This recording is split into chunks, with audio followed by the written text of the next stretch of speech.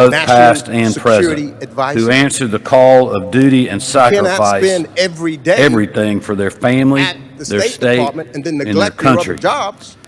Heroes like Sergeant William Rivers, Specialist Kennedy Sanders, and Specialist Brianna Moffett, whose families joined us last year to honor their service. I can't offer you 8 hours. We are blessed to have members of their families again with us today, and we will never forget their sacrifice. USAID, largely. Today we have the opportunity to do that again as we remember and honor the sacrifice of 3 brave Georgians, Specialist Travis Jordan Pamini, Sergeant Owen Elliott, and Staff Sergeant Ryan O'Hara, both at home and abroad. These 3 heroes put themselves in harm's way to ensure the continued strength and prosperity of an entire nation.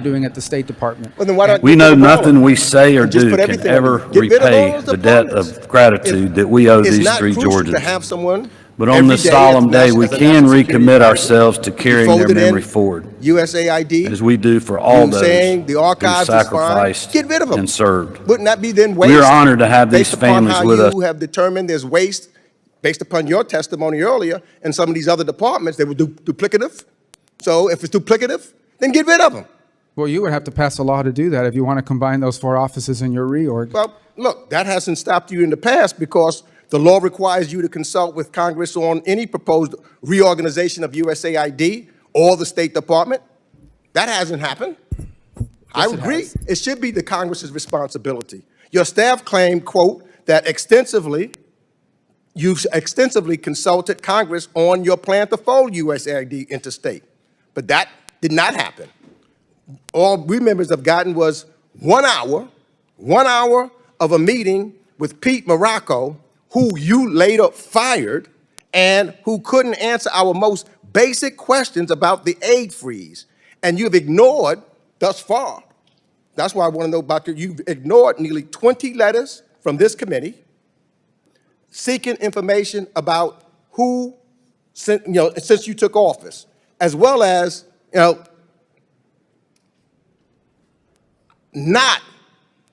we spoke one time, but not consulting this committee at all. I don't call that extensive consultation. So you're right. Things that you've done should be in collaboration with the United States Congress. But surely the USAID and all of these other things Congress was not consulted one time. Senator Rubio would have demanded it. Well, we've complied with every part of the law. Every single part of the law has been complied with, including you, for example, have written us 16 letters.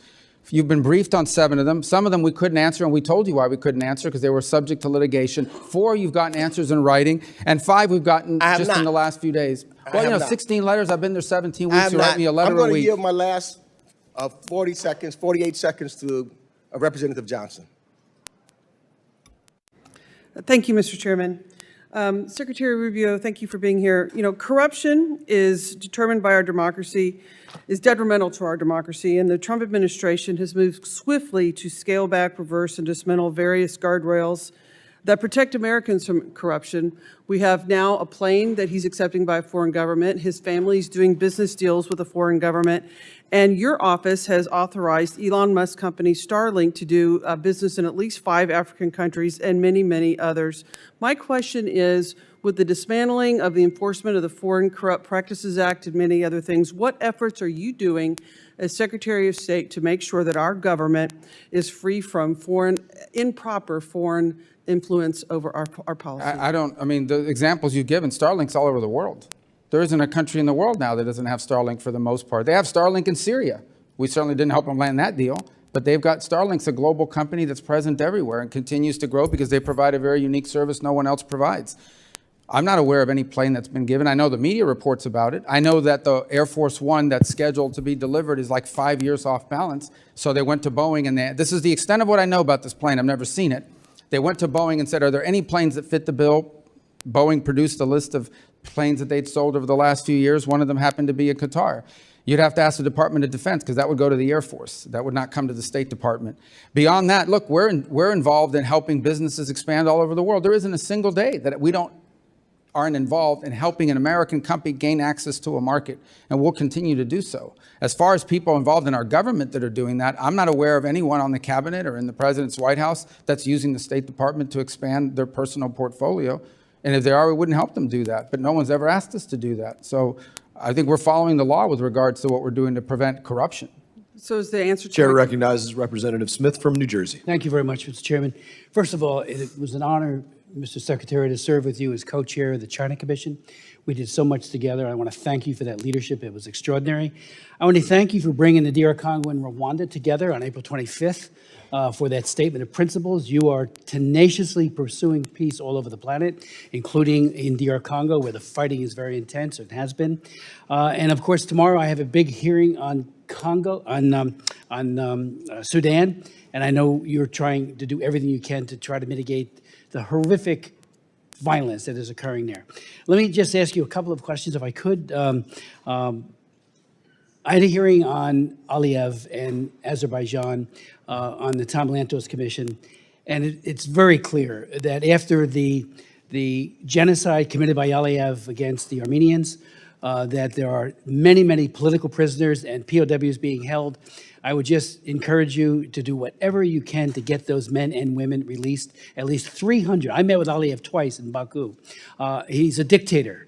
I know we work with dictators and we have to have at least some kind of conversation with them, but release those prisoners. They're being maltreated and horribly mistreated by Aliyev, so I would ask for that. Secondly, you and I have worked on issues like forced organ harvesting. You and Tom Cotton were the prime sponsors of a bill on the Senate side.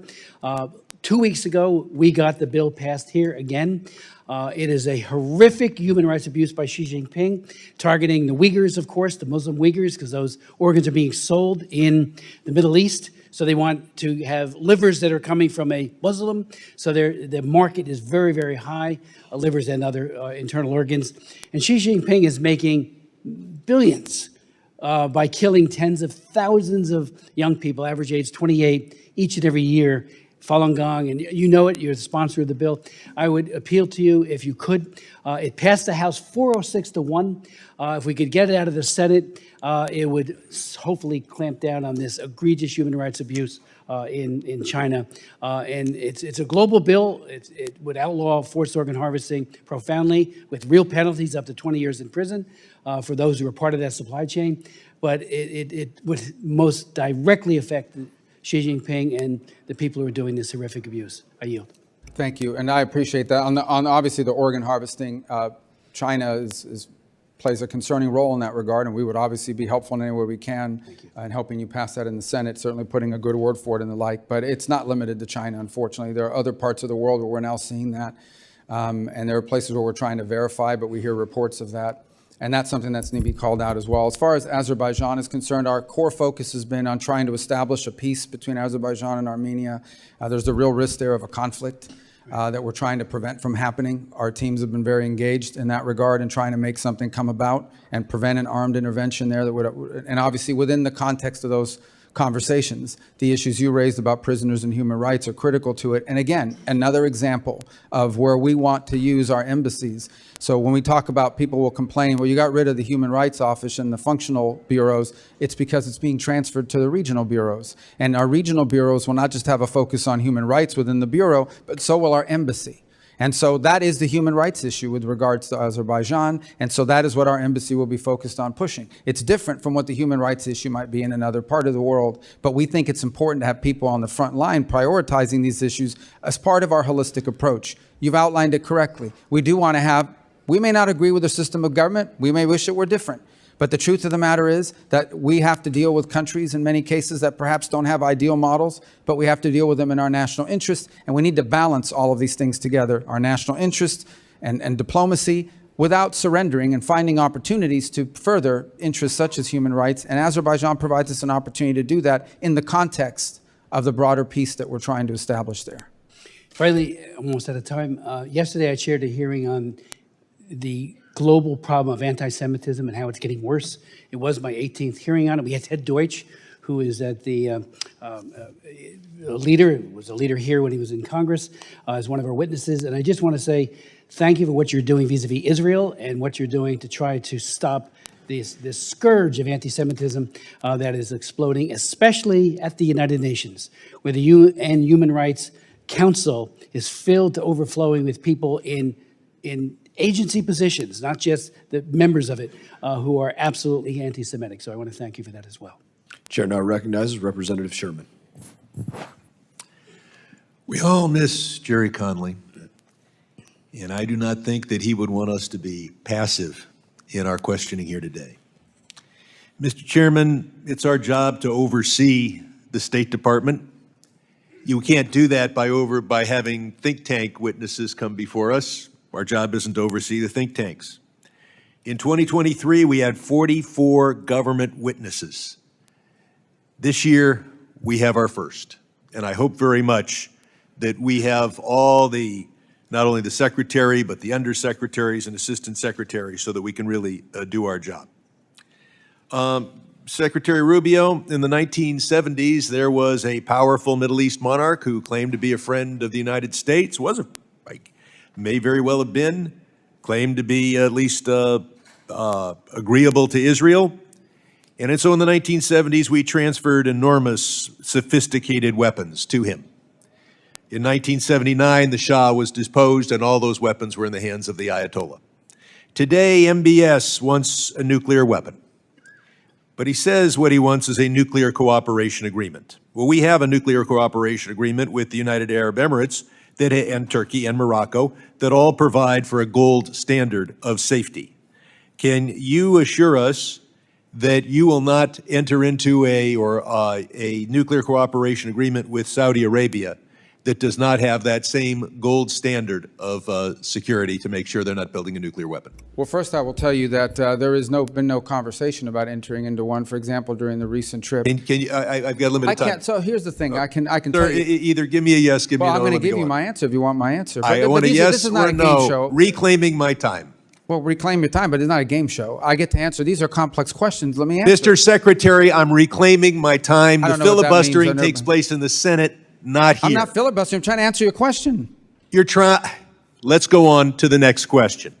With regard to Iran, can you assure us that you will continue sanctions on Iran until they verifiably agree to abandon all enrichment? That's a yes or no question. No, it's not. Well, can you give me a yes or no, or should I go on to the next We question? believe that Iran should not be allowed to enrich uranium. Correct.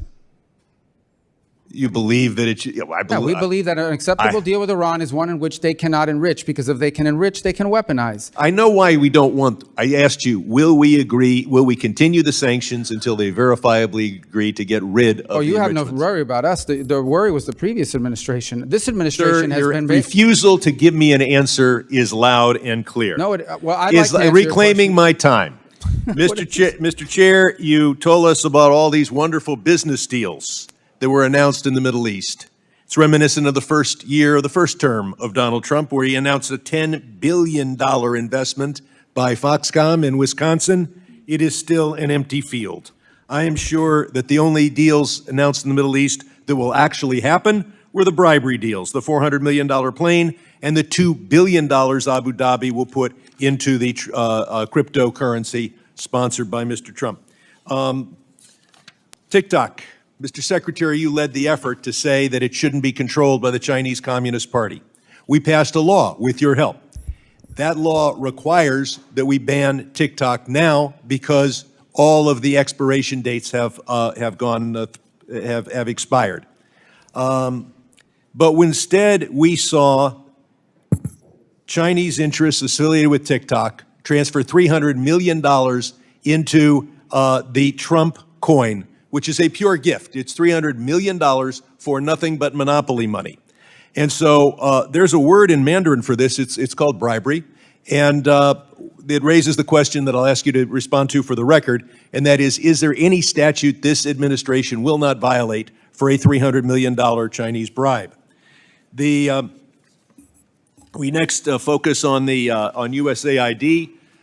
Musk gutted it. He said no one died as a result. Do you agree that no one has died yet as a result of the chainsawing of USAID? Yes or no? I'm sorry, the question is, has anyone what? Has anyone in the world died because of what Elon Musk did? Listen. Yes or no, reclaiming my time. If you won't answer, that's a loud answer. No one has Put died up because of the USAID. of the people who have died That's a as a lie. result of cutting off the oxygen of a woman in Burma and denying HIV/AIDS treatment to those in Africa. They are dead now at the hands of Elon Musk False. and his co-conspirators. Chair I now yield back. recognizes Representative Wilson from South Carolina. Thank you, Chairman Brian Mast, for your leadership holding this hearing at a very critical time where dictators with rule of gun are invading democracies with rule of law. And my sympathy for the Connolly family, as I was always cherished my friendship with who I call Mr. President Jerry Connolly. Mr. Secretary, congratulations on your success on behalf of the American people to implement the policies of President Donald Trump. Sadly, as you address problems that have plagued the department, bureaucrats in the past have undermined the agenda of the president. It was historic to have, as you just cited, the announcement of President Trump to lift sanctions, giving Syria a chance, which was welcomed by a standing ovation in Riyadh, which was so historic. And now the progress that you've made, instead of billboards, electronic billboards of the dictator of Assad, they've been replaced by billboards praising Donald Trump and praising the Crown Prince. What an incredible change in 6 months to go from dictator to a potential of democracy. With that in mind, I have concerns that there could be efforts to undermine. And so will you be working in every way to have full executive authorities to carry out the president's orders rather than a phased approach? In addition, can we lift the specific export controls on Syria? Yeah, well, as you know, the sanctions in Syria are largely based on a statute, the Caesar Act. And so that allows the president to do rolling waivers, I believe, 6 months at a time. So the goal is ultimately to make enough progress so that Congress will permanently repeal those. In the interim, what we want to make sure is that the sanctions relief that we're providing allow our partners in the region to begin the aid flow that they want to do without running afoul of the sanctions. So that's what we're focused on executing, even as we speak. There was a meeting on it yesterday. It's in execution today as well. Well, again, thank you for your leadership and insight to see how quickly that should have been done. I'm also grateful for the strong position of the Trump administration in regard to the anti-American Georgian Dream regime in the Republic of Georgia. They rigged the election in Georgia on October 26. They've criminalized association with America. They kicked out American companies blocking trade and mineral access to the Middle Corridor, selling Georgia to the Chinese Communist Party. They've repeatedly smeared President Trump and American leadership. With that in mind, I'm really grateful that actually with the Rondelli Foundation, there's been a report just released indicating the control by the Chinese Communist Party now in the Republic of Georgia, and I'd like to provide this for the record. Additionally, for 200 consecutive days, freedom-loving Georgians have heroically taken to the street, embracing themselves in American flags and carrying posters of the president. Under your leadership, what will be done to help the State Department impose real cost on the anti-American Georgian dream on behalf of the people of Georgia? Well, going back to what I've said earlier in my opening statement, the goal of the United States is our national interest. So we will look at that and say, is it our national interest to have an anti-American government governing an important part of the world? And if not, we'll take appropriate actions to impose costs on that government. That's currently under review, and we're looking for options and additional options. I have no announcement today specifically on what we plan to do yet, but I can tell you that that is something that's being discussed. And again, a great example of why we're going to look to our regional bureaus and our local office on the ground there to provide us guidance as to what are the measures that the government, the anti-American government, would be most responsive to. And it's so refreshing to get your response. And additionally, another issue is Kurdistan, the regional government of Iraq.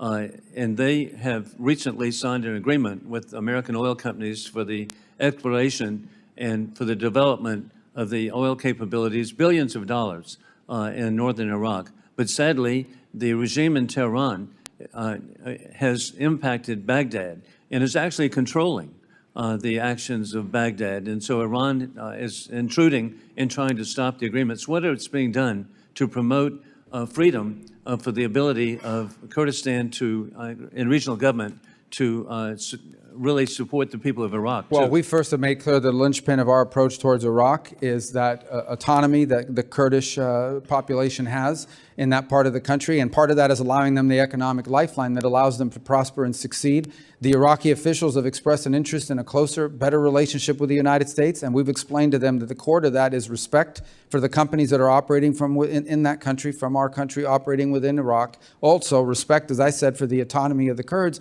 And third is the Iranian influence. And the Iranian influence there has continued to grow, unfortunately, in some sectors of their elected government, and poses a grave danger to the United States, including in the form of pro-Iran Shia militias, who have in the past struck against the United States and have expressed interest in doing so again in the future. That's unacceptable, and that has to be addressed. Congratulations on your success. I yield back. Chair now recognizes Representative Keating. Thank you, Mr. Chairman. I will miss my seatmate, Jerry Conley. He loved sitting here, and we loved him. Secretary, in 1944, my uncle, James Arthur Keating, was serving in France, and as soldiers, his fellow soldiers were dying around him, he wrote a letter back in combat, back home, about the cost of human sacrifice and whether it was worthwhile to defend a piece of mud on the earth. Only a week after that letter, he answered that question while carrying lead in himself, as one of the people in his command was exposed and injured. He was wounded himself carrying lead and crawled out there, brought him back to safety, saved his life, and as he was going for another person, was machine gunned to death himself and killed in action. 400,000 other American families gave the same sacrifice, but the peace and prosperity that came forward the world has never seen. It's a transatlantic alliance where our allies sacrificed their young men and women when America was attacked in 9/11, and economically, they're a $1.6 trillion trading partner with us with 16 million jobs on both sides of the continent. So my questions today are looking for clarity on where we stand with our allies and partners for more than 80 years, because they're expressing their doubts. They're expressing their doubts publicly. They've expressed it to me privately. So as the face of our country, as the lead foreign policy representative in the United States, I'm just looking for this clarity. So first, simply answer this question, if you will. Is Russia the aggressor in this Ukraine war? Yeah, Russia invaded Ukraine. So they are the aggressor in this war, correct? They invaded them, yes. Well, thank you, sir, because it's important to get this clarity, because President Donald Trump said it was Ukraine that started this war, and our allies have the right to know this. Secondly, the person we're negotiating with, Vladimir Putin, is he a war criminal? Well, I think you can look at instances that have happened there and certainly characterize them as war crimes, but our intent is to end the war. Is he a war criminal? We can't end the war without talking to No, Mr. Putin. that's pretty simple. Is he a war criminal? Well, that's this man we're negotiating with, Vladimir Putin. Is he a war criminal? That's not tough. But what?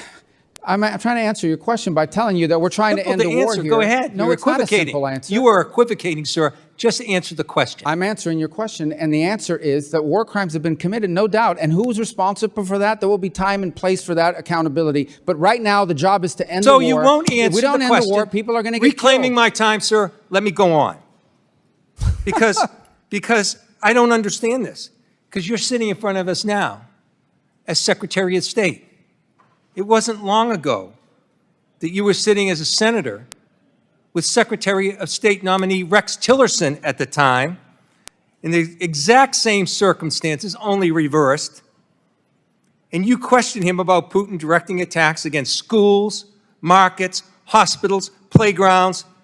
And on top of this, in this instance, he's abducted 20,000 children, a clear war crime. So you were very clear then Vladimir Putin was a war criminal. Now you're unmaking him a war criminal, and you won't answer the question about the exact same circumstances. You're putting words in my mouth. I'm reclaiming my time, sir. You're putting words in my And you know mouth. what you said to Secretary That's not what I Tillerson said. at the end of his answer when he equivocated just as you are right now? I've not equivocated. You said, You just don't let me it sure answer. sounds like it to me. Then I'll give you a second chance. Is Vladimir never gave me a Putin first a war chance. criminal? I already told you, war crimes have been committed. No, you didn't tell me if Well, he's I a can't war even- criminal. Mr. Chairman, am I allowed to answer questions? I'm or just reclaiming be my hectored? time, sir, and listen, Well, I'm if he using keeps your own reclaiming words it- so you don't have to answer. Did you know what you said to then nominee Secretary of State Tillerson? You said you were very discouraged in his inability to accept that Putin was indeed a war criminal. Your words, we don't need any more. You're inconsistent. The third question I have, sir, is this. I answered your question. You just don't let You me did answer. not answer the question about Putin's Well, you war keep criminal reclaiming your conduct time. in Ukraine. You asked me a question, then you reclaim your time. So how can I answer You the answered question? it. Listen, let me go forward with this. 3 questions. And I'm Or are being you gonna pretty reclaim clear to time you. on those two? I'm giving you a chance to answer. Give me a chance to ask the question. Here it is. So there's a concern among these allies that we've had, our closest allies, about the one-sidedness of the negotiations with Russia and Ukraine. Gentleman's Regular time has order. expired. Secretary Rubio, if you'd like to respond, by all means. Can go I ahead. reclaim my time for a few seconds? Thank you. Number one, crimes have been committed in the war on Ukraine, and there will be accountability for that. But our goal right now is to end that war, because let me tell you, every single day that that war goes on, more people are killed, more people are maimed, and frankly, more war crimes are being committed every day that the war lasts. Number one. Number two, I don't know how European allies could say that. I talk to European allies literally every single day. I see or talk to the foreign minister of the UK and France and Germany more than I see or talk to Mr. my own kids in some days. Chairman, So these are all I'm false reclaiming my allegations. time now.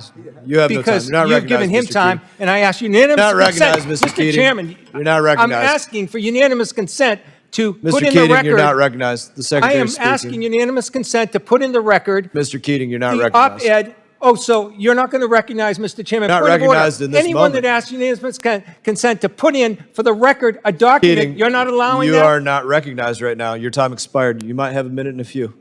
Mr. Secretary, please continue.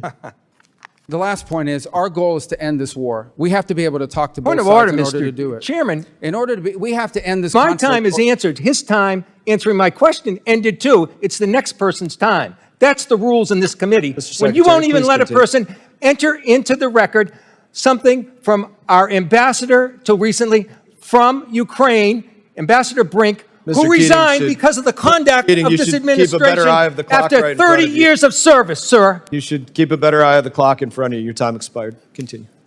Our goal is to end this war so more people don't die. And by the way, we want all those kids returned back to their homes that were kidnapped from their parents. We just want people to stop dying. Every day this war goes on, people die, things are destroyed, and lives are ruined. And we want it to stop. Thank you, Secretary Rubio. Did you have something you want to submit for unanimous consent? Thank you, Mr. Chairman. Now would be your opportunity. Thank you, sir. I want to submit for the record an op-ed by Ambassador Brink from Ukraine, the regional ambassador that was close until recently, 30 years of service of Democrat presidents and So Republican ordered. ones. It's an op-ed that says So ordered. Trump's Ukraine Representative policy Issa is left me no recognized. choice, and she details how So peace ordered. at any cost is Take yes appeasement, for an not answer. peace. So Thank ordered. you, sir. Representative Issa is recognized. Mr. Chairman, I'd like to ask unanimous consent that the accomplishments of the Secretary of State in the first 100 days be placed in the record. So ordered.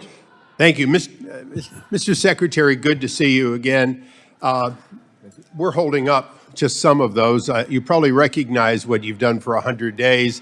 It is absolutely amazing that you've done all of that. And as you said in your opening statement, it's our job in reauthorization to make many of them permanent. I share with you the fact that for decades, the division of USAID, sometimes in the embassy, sometimes out, coordinating sometimes, often not, populated by people who left state to go to aid, but then weren't treated the same.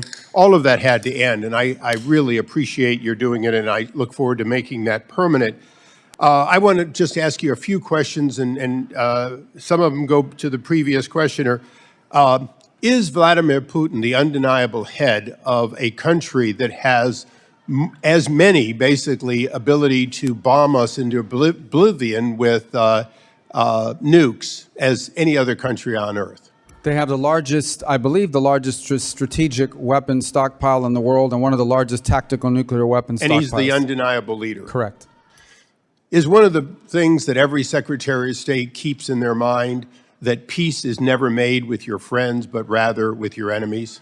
Well, it's one of the reasons why, irrespective of Ukraine, there has to be some level of communication between the United States and Moscow. It's frankly irresponsible to not have the two biggest nuclear powers on the planet communicating, which was the case for 3 years. That doesn't mean we're going to be allies or friendly unless conditions change, but we have to at least be able to communicate with them to prevent miscalculation and war. And wasn't it true during the entire Cold War, president after president of both parties and secretary after secretary had to and did retain relations with the Soviet Union, up to and including President Reagan's famous negotiations that essentially led to the end of the Cold War? If there had not been communications between the U.S. and Russia in 1961, the world could have ended during the Cuban Missile Crisis.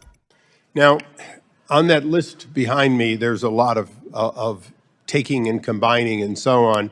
But I have two things I want to ask you about. One is, do you have a vision for OBO that would cause it to catch up and to reach a point where our embassies, consulates, and other facilities would never again lead to something like we've had at Benghazi and other occurrences where substandard facilities led to the loss of life?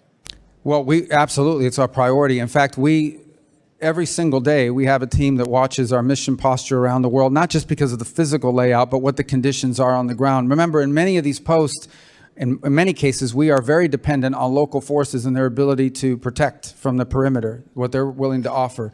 And so, as you recall, in Benghazi, one of the challenges we faced is we relied on local militias to provide perimeter security. When they abandoned their post, it left the consulate and vulnerable and ultimately led to loss of life. So as part of our analysis, clearly the physical layout and the protection, it's something we've watched very closely in places like Somalia, where we were lacking overhead protection in some cases, but also we are always looking at the capability and willingness of local liaison partners on the ground from the host government to provide their end of it. The less security they're able to provide us assurances on, the more nervous and concerned we become about our force posture or about our presence in any given country. Now, Mr. Secretary, as you recall, during the first Trump administration, the president nominated me for the Trade Development Agency, and I kindly appreciate the fact that you were willing to support me if I'd ever gotten the actual vote. It is a small organization, a small part of our outreach to compete against Belt and Road. USAID could be part of that. Obviously, EXIM Bank, a host of other entities could be part of it. But in your opinion today, even with the changes you've made, are we or are we not positioned to properly address, to provide complete packages to compete against Belt and Road? Well, first of all, Belt and Road is largely a series of loans and other traps that are provided that you hire Chinese companies to come into your country and build a road or build a bridge or build a stadium or build whatever they want. That's actually not comparable to USAID, which is more humanitarian and development assistance, but it's in the form of a grant. That's more loaning on their part. I think the two entities that are best positioned to act as alternatives are the Development Finance Corporation, which is currently potentially could be expanded in my view, and then Millennium, which is undergoing a review for improvements. But I think both of these offer better alternatives in terms of comparison to or a way to compete against Belt and Road Initiative. Thank you, Mr. Secretary. Yield back. Chair now recognizes Representative Barra. Mr. Chairman, I'd like to ask unanimous consent to enter into the record this Inspector General report about the impact of USAID Golden State. Mr. Secretary, I did not get the chance to know you while you were in the Senate, but like you did, I also have traveled a lot to Africa, have seen firsthand the gratitude of lives that we've saved. You know, after the Ebola crisis in 2014, had a chance to visit villages in Sierra Leone, and just the joy and thanks to the United States. You know, in 2015, you stated this, and again, foreign aid is less than 1% of our budget, but foreign aid can make a difference when properly used. And if you ever have a chance, travel to the African continent, and you will meet people who are alive today because the American taxpayer-funded antiviral HIV medications that kept them alive. It will not be easy to radicalize people who are alive because the American taxpayer saved their lives and the lives of their children. Do you still stand by that statement? Yeah, yes. That's why we're still going to do foreign aid. Right. So that's incredibly important. As a young doctor in the 1990s, I took care of a lot of people that were dying of HIV and AIDS. It is a painful death. What I hear on the ground in Africa is that these medications aren't getting to folks, that some of the folks that deliver the medications aren't getting to folks, and people are dying. We need to do what we did under President Bush with PEPFAR. We've saved over 25 million lives. Nearly 8 million babies are alive today because we prevented them from getting HIV/AIDS. I want to work with you to make sure we continue doing that. That is the goodness of the American people. I'm a little bit older than some of the people on this committee. I grew up looking at pictures of kids that were starving in the 80s. Part of the reason why I became a doctor, part of the reason why I'm on this committee, and why I focus so much on health, nutrition, food aid, is because of pictures like that that are embedded in my mind as a kid. We came together as a country. Part of what moral clarity of the United States is we are a country of abundance.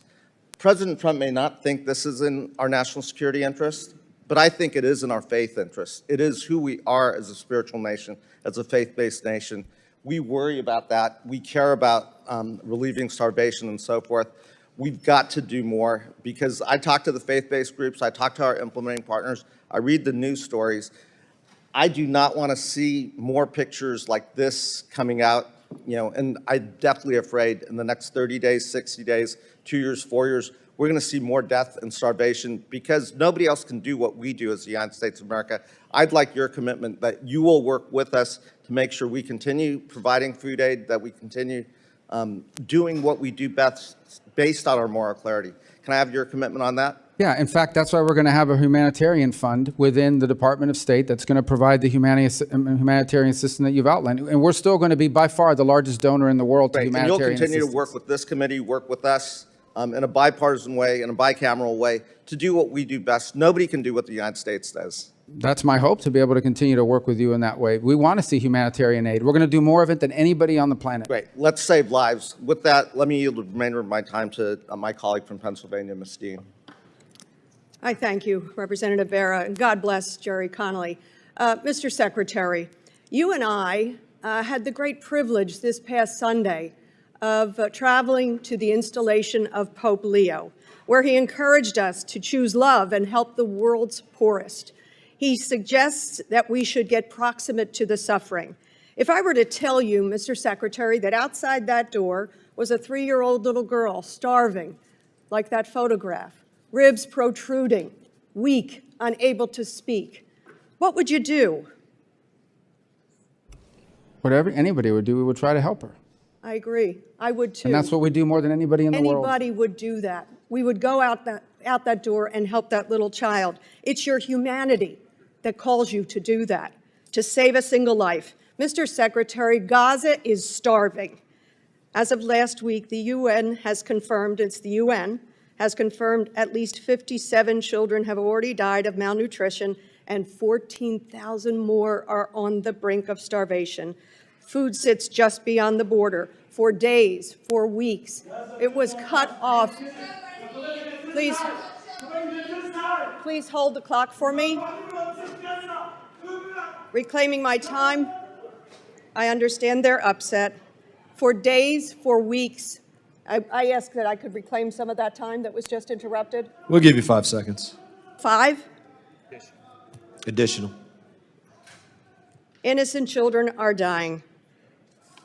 Mr. Secretary, Pope Leo has called for an end to the blockade to humanitarian aid, which began by Mr. Netanyahu March the 2nd. He said, the Pope said, the price is being paid by children, the elderly, and the sick. Secretary Rubio, I call upon you and I ask for your affirmation of this. Stand by our faith, by the call of the Pope to save the children desperate for food and water, babies who have no way to feed themselves, mothers who have to watch them die. Stand by the Jewish faith. Their teaching tells us to save a single life is to save the whole universe. Will you commit to getting a surge of aid into Gaza now? Gentlelady's time has expired. Maybe the Chair Secretary... now recognizes maybe the Representative Secretary Burchett could from answer- Tennessee. Mr. Chairman, could the Secretary answer my question? It's a yes or no. I don't think you got a question out, and I I gave did. you additional time. Would Chair recognizes somebody- Representative Burchett from Tennessee. Thank you, Mr. Chair. Mr. Secretary, how do you plan to ensure that future foreign assistance funding decisions are aligned with the president and are not co-opted or watered down by entrenched Foreign Service bureaucrats? I'm going to get to your question, Dimitri. If I could just take 5 seconds. We have asked the Israelis, and I think they've acknowledged this publicly, to allow more aid to flow. I actually met with the World Food Program in Rome this weekend while I was there. We believe they have a system in place for distribution. We'll continue to urge them to do so. And in fact, we expect more aid will begin to flow rapidly over the next few days into Gaza. I thank you. As far as your question about entrenched Foreign Service officers, actually, I want to be fair here. I have found the Foreign Service officers, by and large, the professional Foreign Service officers, to be very competent, professional, wanting to deliver on the mission, and to the extent they're frustrated in many cases is that they feel impeded by bureaucracy or by layers and layers of bureaucracy. People don't join the Foreign Service to get rich. They know they're doing it for service, and it's rewarding. Like in any organization, you're going to have people that stand in the way or are not aligned with the mission. And it's our responsibility to ensure that those people are not in a position to impede us. But we can't do the work at the State Department without our professional Foreign Service officers. And frankly, they're the ones we're empowering. And so ultimately what we want to return to, however, is a Foreign Service officer corps that's promoted and rewarded on the basis of merit, on how well you do your job. And sometimes, by the way, that means promoting someone who maybe doesn't have as many years experience. Maybe they've only been there 10 years instead of 20, but they're really good. And if you don't promote them, we're going to lose them to the private sector or some other endeavor. So ultimately, it resides upon us, those of us in these positions, to ensure that our agencies are delivering on the president's foreign policy. The State Department is not an independent branch of government. We are part of the executive, and our job is to help the president formulate foreign policy and execute on it. And we're trying to give you a structure in this reorganization to do that. You could have just said, put the best player in, Coach. That would have covered it, and I appreciate your answer, brother. Moving on, will the State Department classify the Taliban as a foreign terrorist organization? Well, I believe that classification is now once again under review. As you know, we've had some success over the last few weeks in getting some Americans that were detained released. But we'll have some decisions to make. That designation ultimately will be based on a holistic approach to what we think our future policy is going to be with regards to Afghanistan. We're clearly aware of who they are and what they've done in the past. We'd like to see more cooperation from them on al-Qaeda and other elements in the country that we'd like to see targeted. So I think that's part of a tool set the president has as leverage to increase cooperation on their part. Can we ensure that America won't be attacked by the Taliban or any of these other terrorist groups that are training or based in Afghanistan? Well, that's what we need to ensure every single day. And obviously, DOD holds that primary responsibility. And there's a reason why we don't have a diplomatic presence in Afghanistan, is because we do not feel at this point like we could appropriately secure our personnel. But the president is keenly aware of the situation there. He was very involved in negotiating in his first presidency for a deal that kept Americans safe. And I think he's interested in arriving at one again to ensure Afghanistan never becomes a launch pad for external operations against Americans anywhere in the world, especially the homeland. Thank you. Also, I've been working on a piece of legislation, House Resolution 260, for a couple of years. It basically defunds the Taliban. We found out through a fellow named Legend who fought on our side and another guy, Sean Ryan, Navy SEAL, that they're collecting around $40 million a week is what we've been told, and possibly up to a point of $5 billion from some State Department documents. I'm wondering if you all will support that bill and what it does. It aims to stop U.S. tax dollars from benefiting the Taliban. Well, I haven't seen the bill. I certainly support the intent that you've outlined. And I also would say the president has issued an order, which we have followed, to suspend any aid that could possibly reach the hands of the Taliban, and that's been implemented. Well, we're told that it possibly still is, and the president has voiced support of this legislation, and I would hope that you would review that. That's something that's been out for a while, and it needs to be stopped, put to rest at some point. I've also invited President Salih of Afghanistan to meet with me and my colleagues, and I'm wondering if you all will facilitate his entry into the country to meet with us. Well, ultimately, that will require a decision and a determination upon whether a visa should be granted for that visit. We're certainly happy to, if you've got an engagement that you think would be important and further the national interest, it's certainly something we would consider in terms of making that decision. You know, we've granted visas in the past to people that we're not necessarily enamored with because they're coming to the United Nations or for some other purpose. So we would want to work with you to learn more about the context of that visit, and we would consider it.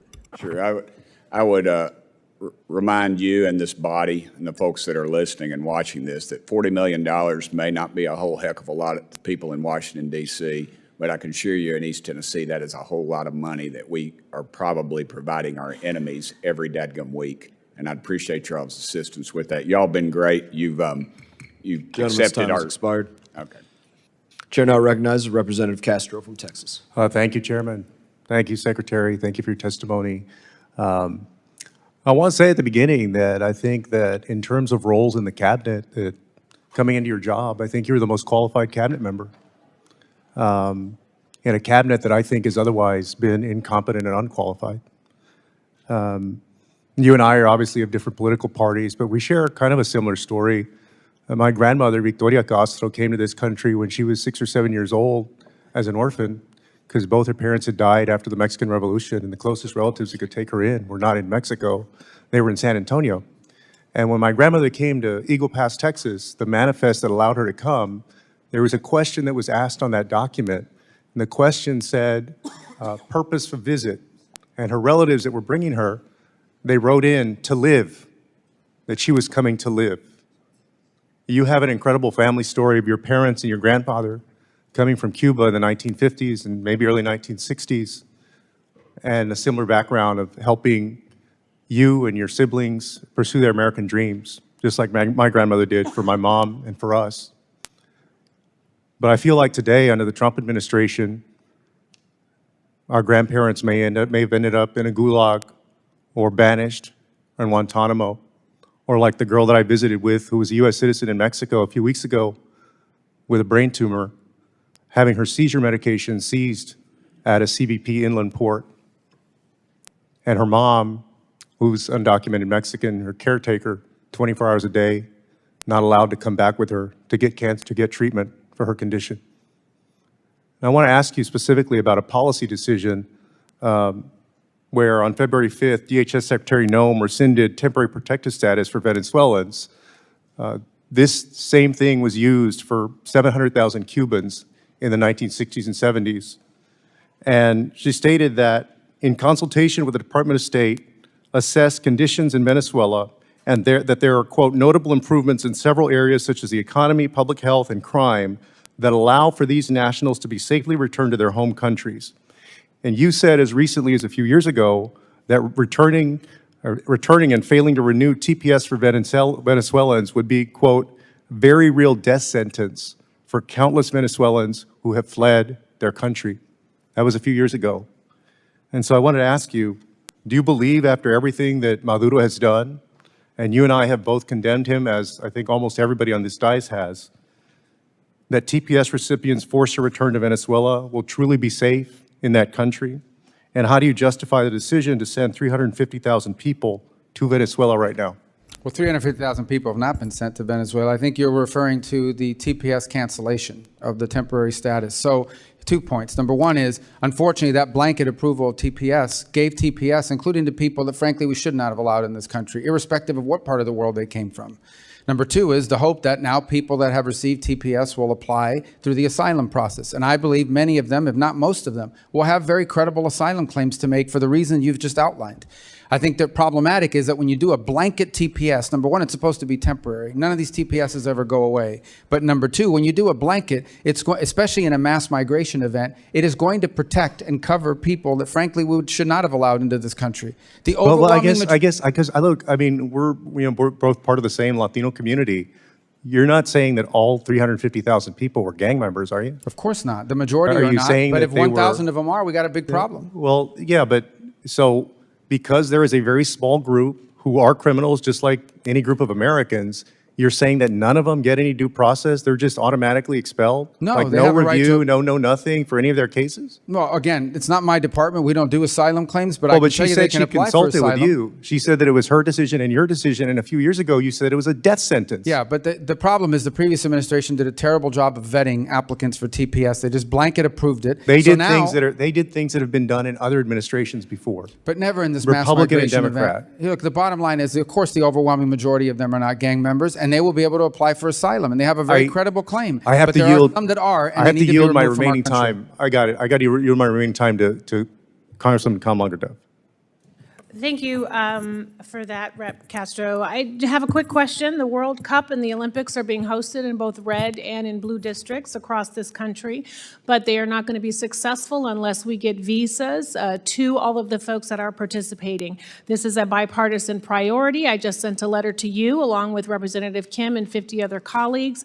I am glad that the President has directed this administration to make this a success. In that spirit of cooperation, are you committing to working with me to ensuring that these games are a success and that we're getting visas to those who need it? 100%. Thank you. Chair now recognizes Representative Perry. Thank you, Mr. Chairman. Mr. Secretary, great to see you. Thanks for being here. I want to talk to you about the United Nations Relief and Workers Agency.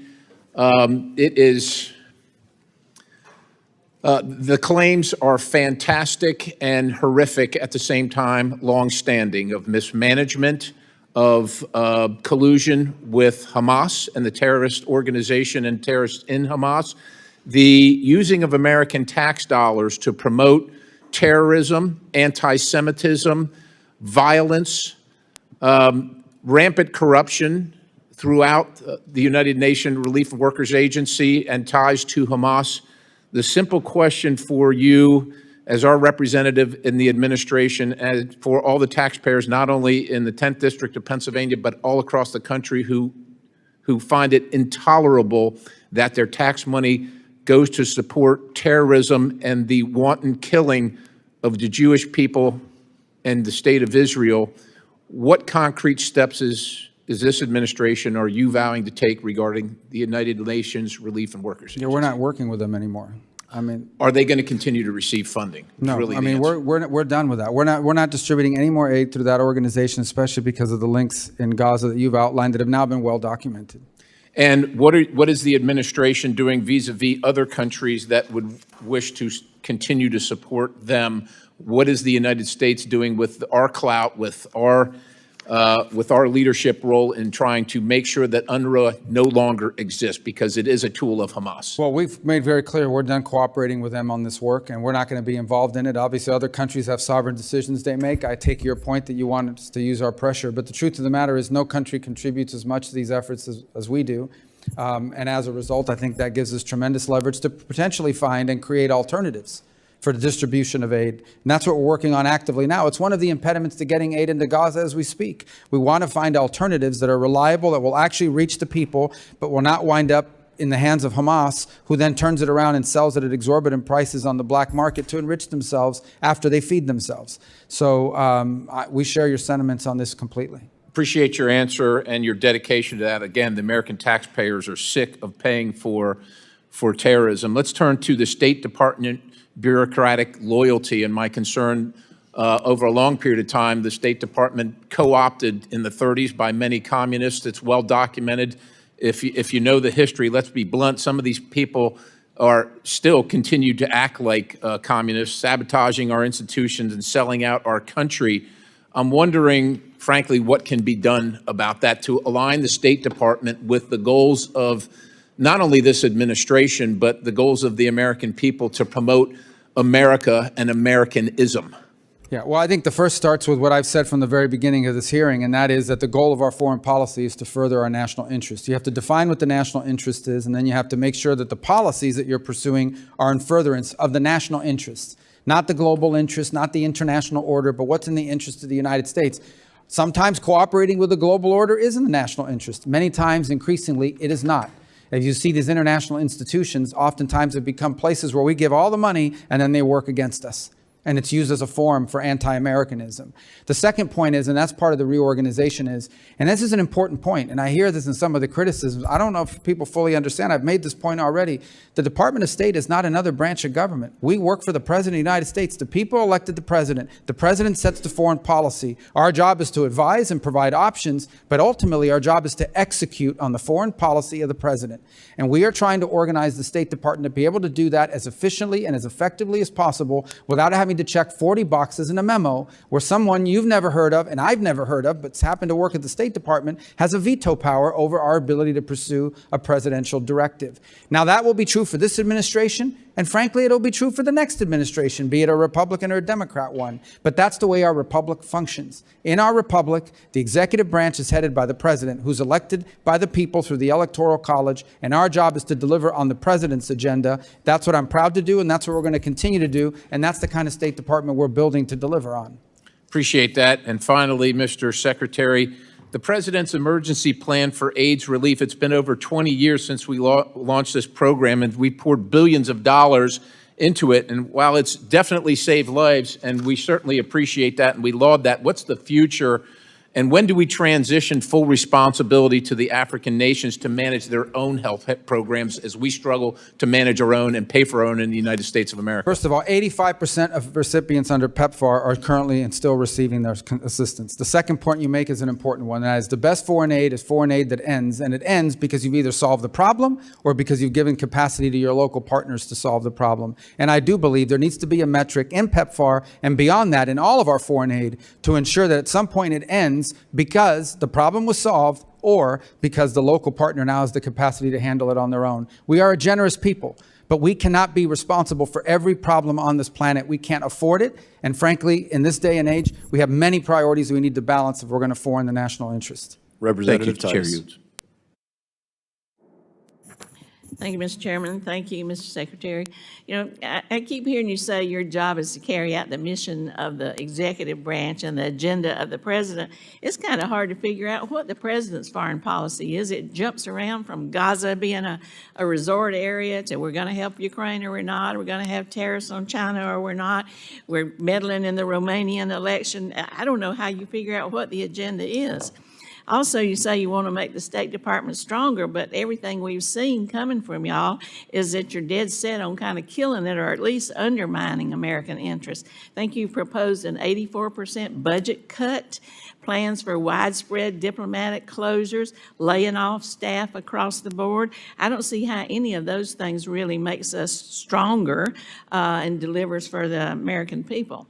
Now, I believe that jeopardizes our national security, but I want to ask you something a little more arcane, a little more specific to my district that has to do with some economic investments, and that's about tourism. You know, we've been working very hard to improve the visa services over the last few years. Seems to me what you're doing is going to undercut that and move us backwards. We're already seeing this as a problem in Las Vegas where tourists are down by 8% just in a few short months. And this problem's going to become more acute as we look to host the Olympics and we host the World Cup. So could I just ask you, are you planning to cut the Consular Affairs Bureau that does the visas by 15% like we're hearing? No, consular affairs may actually even be expanded. And in fact, we are looking for ways to do double shifts in some of our embassies around the world because of the visa requirements. For example, if you haven't applied for a visa from Colombia already, you probably won't get here in time for the World Cup unless we go to double shifts. So we've even talked about reassigning Foreign Service officers, many of who are trained earlier in their career in consular services, to provide 24-hour presence in some of our embassies and consulates around the world just to handle the visa load for things like the World Cup, the FIFA World Cup, the FIFA Club Cup, and then the Olympics 2 years behind it. And in fact, go ahead. How are you going to do that with an 84% budget cut? There's no 84%, but I think you're referring to USAID when it comes to the State Department. I know that's part of it, but just Yeah, generally. but when it comes to the State Department, our consular services are actually intend on ramping up efforts because of the reasons that I've just outlined below, because of the reasons I just outlined earlier. And we recognize that as a top priority. We want it to be a success. It's a priority for the president. And I think there are good numbers because it's the same division that handles it. We are setting records in the numbers of passports that are being processed. Same group of people, so it shows that our systems are improving. And finally, we're looking of ways to infusing technology and AI to even further and rapidly increase that process even further, particularly for people, we're people who have had visas in the past, so we're just restoring visas. We can move even much quicker on many of those. Well, I'm glad to hear you say that, but I want to look and see what you do, not just what you say, because when you talk about cutting budgets, talk about cutting personnel, talk about closing embassies and consulates, I don't know how you can increase the visa process or make it quicker. There's no proposal at this time to close embassies or consulates. That's been media reporting because people like to leak lies, but there's no such work. So that's not happening? None are proposed, and I think I would know. Know about it? Well, okay, well, let's check that out and see where that information is coming from. If I could switch just a little bit to Afghanistan, you've heard a little bit about that. I introduced legislation to authorize the CARE Act, the Coordination for Afghan Relocation Efforts. You voted for that, Mr. Secretary. Mr. Mass voted for that. We called for this to be created and have an appointment made. I wonder, can you tell us what's happening with that to help us serve these Afghan refugees? Or are you wearing that hat too, or is there somebody else that you're going to appoint to that position? Primarily the DHS responsibility for the intake of people into our country. I can certainly take that back and give you information on what progress they've made in that regard. But I will also tell you that one of the things we're tackling right now is we have to be able to properly vet anyone who comes into this country, given the mass migration events we've confronted over the last 3 years.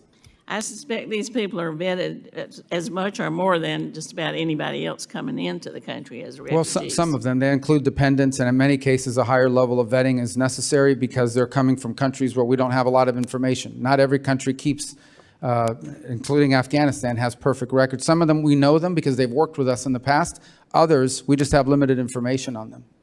So, but we are going to continue with this Afghan relocation efforts and this office, this CARE office. That's what you're committing to me? Well, we're going to comply with the statutory requirements, but we Okay, also well, have to be that's more good. careful about who we let into this country. Well, I didn't say that. I know we have to be careful, but I'm just saying we need to continue with that effort. You voted for it. Mr. Mass voted for it, but I don't see any progress on it. I hear just the opposite. So I appreciate that commitment. Thank you, and I yield back. Chair now recognizes Representative Jackson. Thank you, Mr. Chairman, and thank you, Chairman Mast, for holding this crucial hearing and allowing Secretary Rubio to highlight the overwhelming successes accomplished so far in the Trump administration. Secretary Rubio, thank you for being here today and for the incredible work that you and the department are doing. We're really proud of it. Thank you. I want to echo your opening statement. America is back. From bringing home hostages held in Gaza, initiating peace agreement between the DRC and Rwanda, countering China's influence around the world, and much, much more, we are back. Thanks to the great work of President Trump and your great leadership, the United States is restoring its place on the world stage.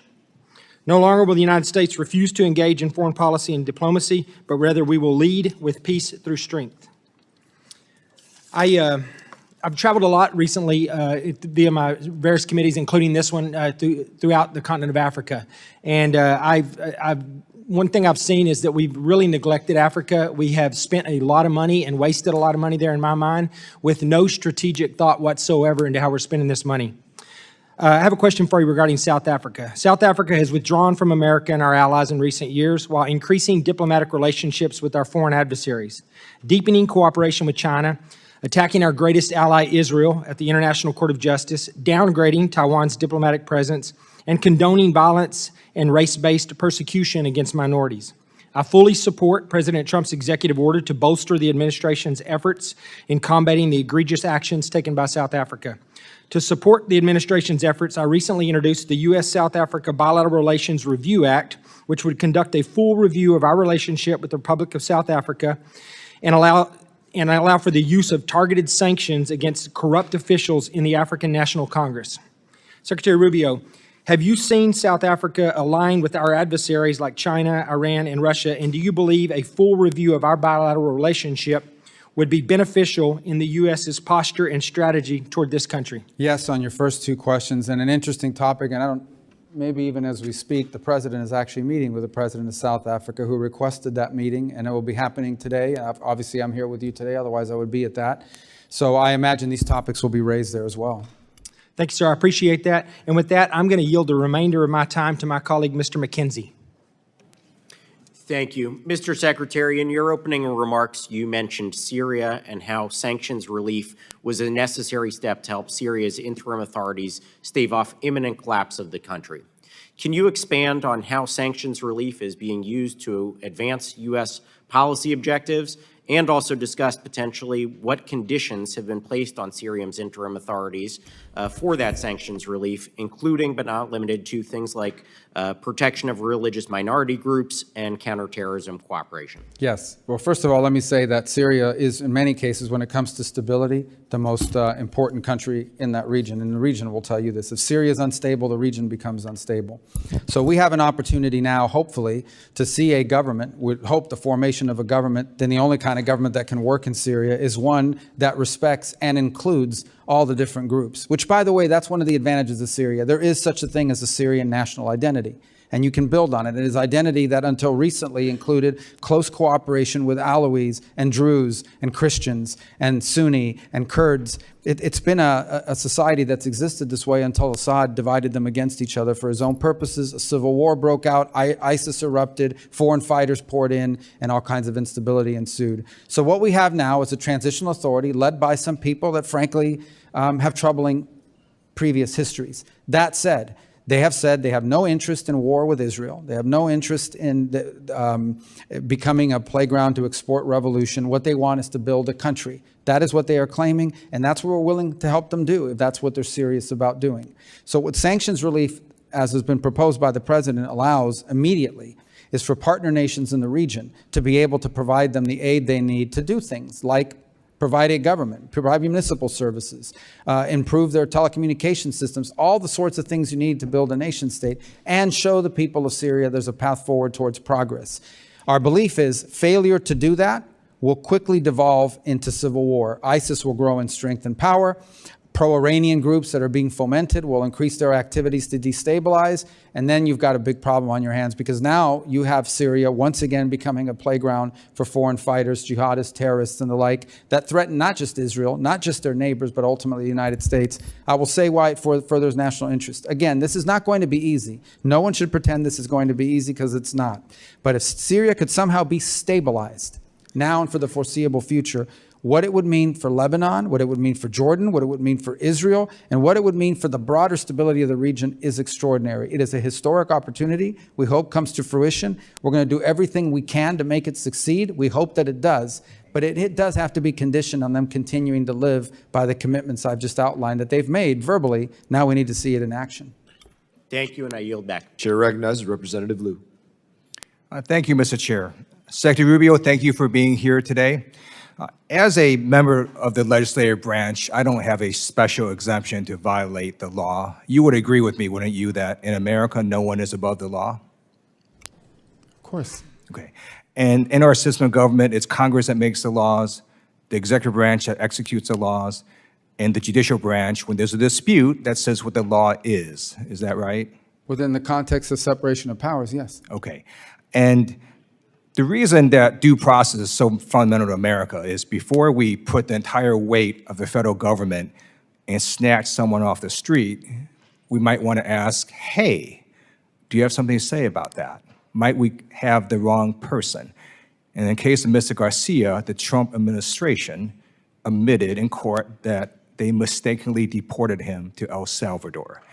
The Supreme Court, in a 9-0 decision, said the Trump administration has to facilitate getting him back. Do you believe the administration has to follow that Supreme Court order? Well, I don't believe he was wrongfully deported. He's an Salvadorian citizen That's not illegally my question. in the United Do you believe States. the Trump administration has to follow the Supreme Court 9-0 unanimous decision?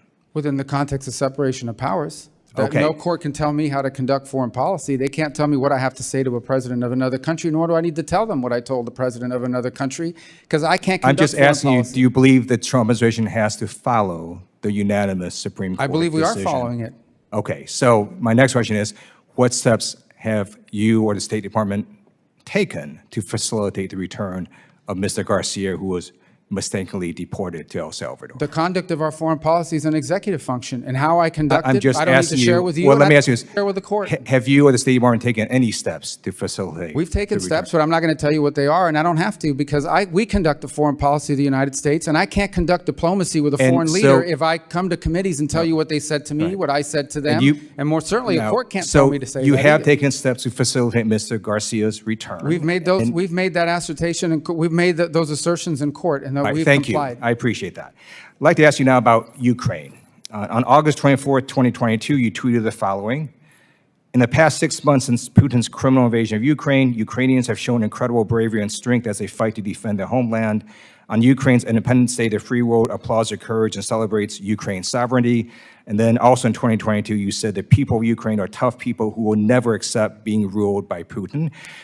I want to ask you, I assume you continue to believe what you said in 2022, right? That we should celebrate Ukraine's sovereignty and that the people of Ukraine will never accept being ruled by Putin, right? Yeah, that's why we're trying to end the war. All right. On April 30th, 2018, you tweeted, "Glad to see State Department confirm delivery of Javelin anti-tank missiles to Ukraine. The U.S. should continue empowering Ukraine and other allies to defend against the threat of Russian aggression." You would agree with your prior statement that the U.S. should continue to support Ukraine against Russian aggression, right? We've supported them more than anyone in the world. All right. Unfortunately, it appears Secretary of Defense Pete Hegseth went rogue and decided unilaterally to stop support for Ukraine earlier this year. Various news organizations reported that Secretary Hegseth paused military support to Ukraine without President Trump's knowledge. I'm going to read you from one article dated May 6. Quote, "Pete Hegseth canceled military aid flights to Ukraine just a week into Trump's second term without the president even knowing," according to Reuters. The order initially sparked mass confusion within the administration as national security officials in the White House, the Pentagon, and the State Department couldn't figure out who ordered the halt in flights. This is yet another example of the chaos and lack of cohesion that Hegseth has brought to the Pentagon from day one. Did Secretary Hegseth tell you before he ordered the halt in flights to Ukraine of military weapons? I can't comment on that because I don't remember that. I don't remember ever hearing that, to what you're claiming now. So your understanding is he never told you he was going to halt these flights? I just know we're providing them assistance now, but the war ultimately has to end. In 2016, you stated the following: "From his repression of the Russian people and the assassination of his critics, to his dangerous invasion of Ukraine and the occupation of Crimea, to his threats against our NATO allies in Central and Eastern Europe, to the war crimes committed by Russian forces, Putin's Russia is a threat to global stability." You would agree with your prior statement, right, that Putin's Russia is a threat to global stability? I would agree that in my role as Secretary of State, my job is to bring Russia to the table to end a war, and that's what we're trying to do right now. We're trying to end a war so that more people don't die. Thank you. And trying to end the war, I simply note that Putin on Palm Sunday launched a barrage of missiles, killed a bunch of civilians. Right before his conversation with Trump recently, he launched a bunch of missiles, killed a bunch of civilians. So clearly, Putin is giving the middle finger to you and to the president. I urge you to defeat Putin on the battlefield. That's the only way to get him to the negotiating table. I yield back. Chair now recognizes Representative Kim. Thank you, Chairman. Secretary Rubio, thank you so much for coming to our committee. Before I ask my questions, I would like to extend my condolences and prayer to Representative Connolly's family and his loved ones. The president has said repeatedly that economic policy is foreign policy, and he's matching that statement with his actions. From $100 billion in the investment in the United States from TSMC and reshoring of more than $55 billion in private sector investment commitments to the recent historic trade deal with the UK and successful tariff negotiations with more than 50 countries. I agree that economic policy is foreign policy, and I strongly believe that the State Department should be equipped with a robust economic toolkit to secure greater market access for American businesses and protect them from predatory foreign competition. But unfortunately, the department's economic statecraft policies, of which my subcommittee on East Asia and the Pacific have recently had a hearing on this issue, that in recent years, it has not been effective in meeting those goals and ensuring U.S. leadership on the international stage. So Secretary Rubio, what do you think has prevented the department from producing results that Americans desire, and what additional tools are needed to implement the president's commitment to make economic statecraft focal point of our foreign policy? Well, you've asked one of the questions that's critical to our reorganization. That's why it's so important that even economic affairs be prioritized at the level of the embassy and the regional bureaus, because again, the economic opportunities may vary from region to region. I would say one of the issues that's held us back is on energy. It is by far the #1 need around the world, not simply because you can't develop an economy without energy. You can't even keep pace with the transformation of our economy without energy. AI alone will consume in its production both of semiconductors and ultimately of the equipment required for AI. AI alone will require a consumption of energy far beyond what the world is capable of generating today. The countries that are going to succeed and win in the race on AI and higher technology are the ones who can produce reliable, affordable energy over a sustained period of time and at sufficient loads. And so countries all over the world need more energy. And that's been held back by the fact that we're telling people you can have energy, but it has to be windmills and solar panels. We have to be able to use things like LNG, like nuclear energy and others. And we're open to other things. Hydroelectric is very viable in some places not much. But I think energy has to be at the core of our economic opportunities because countries around the world are asking for it. Thank you, Secretary Rubio. I want to talk about another issue that is very important to me and to you. When you're in the Senate, you are the lead Senate champion on the North Korea human rights reauthorization bill, of which I am trying to champion on the House side. The critical legislation calls for appointing a special envoy on North Korea human rights. So we want to make sure that that position is not left vacant. So can you talk about if you have plans to appoint someone to fill that position for North Korea issues? It's very important to me. Yes, and obviously that's going through the process of presidential personnel for the appointment process to find the right person, make sure the vetting is cleared, and so forth. We've prioritized initially appointments of assistant secretaries and other Senate-confirmed positions. I know all of you would want to see more government officials appearing before you. We've got to get them confirmed by the Senate. We've just now begun to make some progress. I got a deputy 2 months ago. We just got another deputy for management just a few days ago. And we're hoping this week we'll get some more of those Senate-confirmed positions. So we're working through it. But obviously our intention is to have someone as the statute requires. And make sure that the advocating for North Korea human rights issues becomes on the top burner of the issue. Thank you so much. I'm going to yield the balance of my time to Rep. Moylan from Guam. Thank you. Mr. Secretary, just we've got about a minute here. Just elaborate a little bit more. I'm really interested about your approach, diplomacy approach for local U.S. economics and local government investment, especially in the Indo-PACOM area, and giving some money back to the government there. We have a Guam Economic Development Authority, which will be really helpful if they were part of this. Please expand.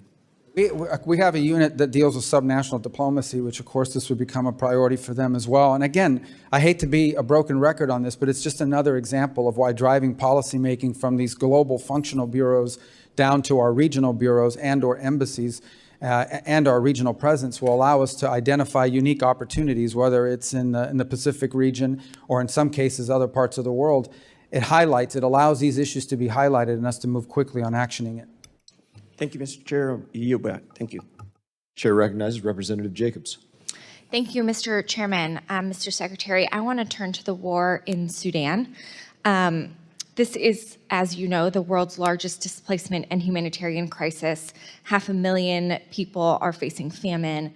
I saw firsthand the suffering when I visited Sudanese refugees in Chad. Earlier this year, and again yesterday, you reiterated that the Rapid Support Forces, a militia, is committing a genocide in Sudan. Is that correct?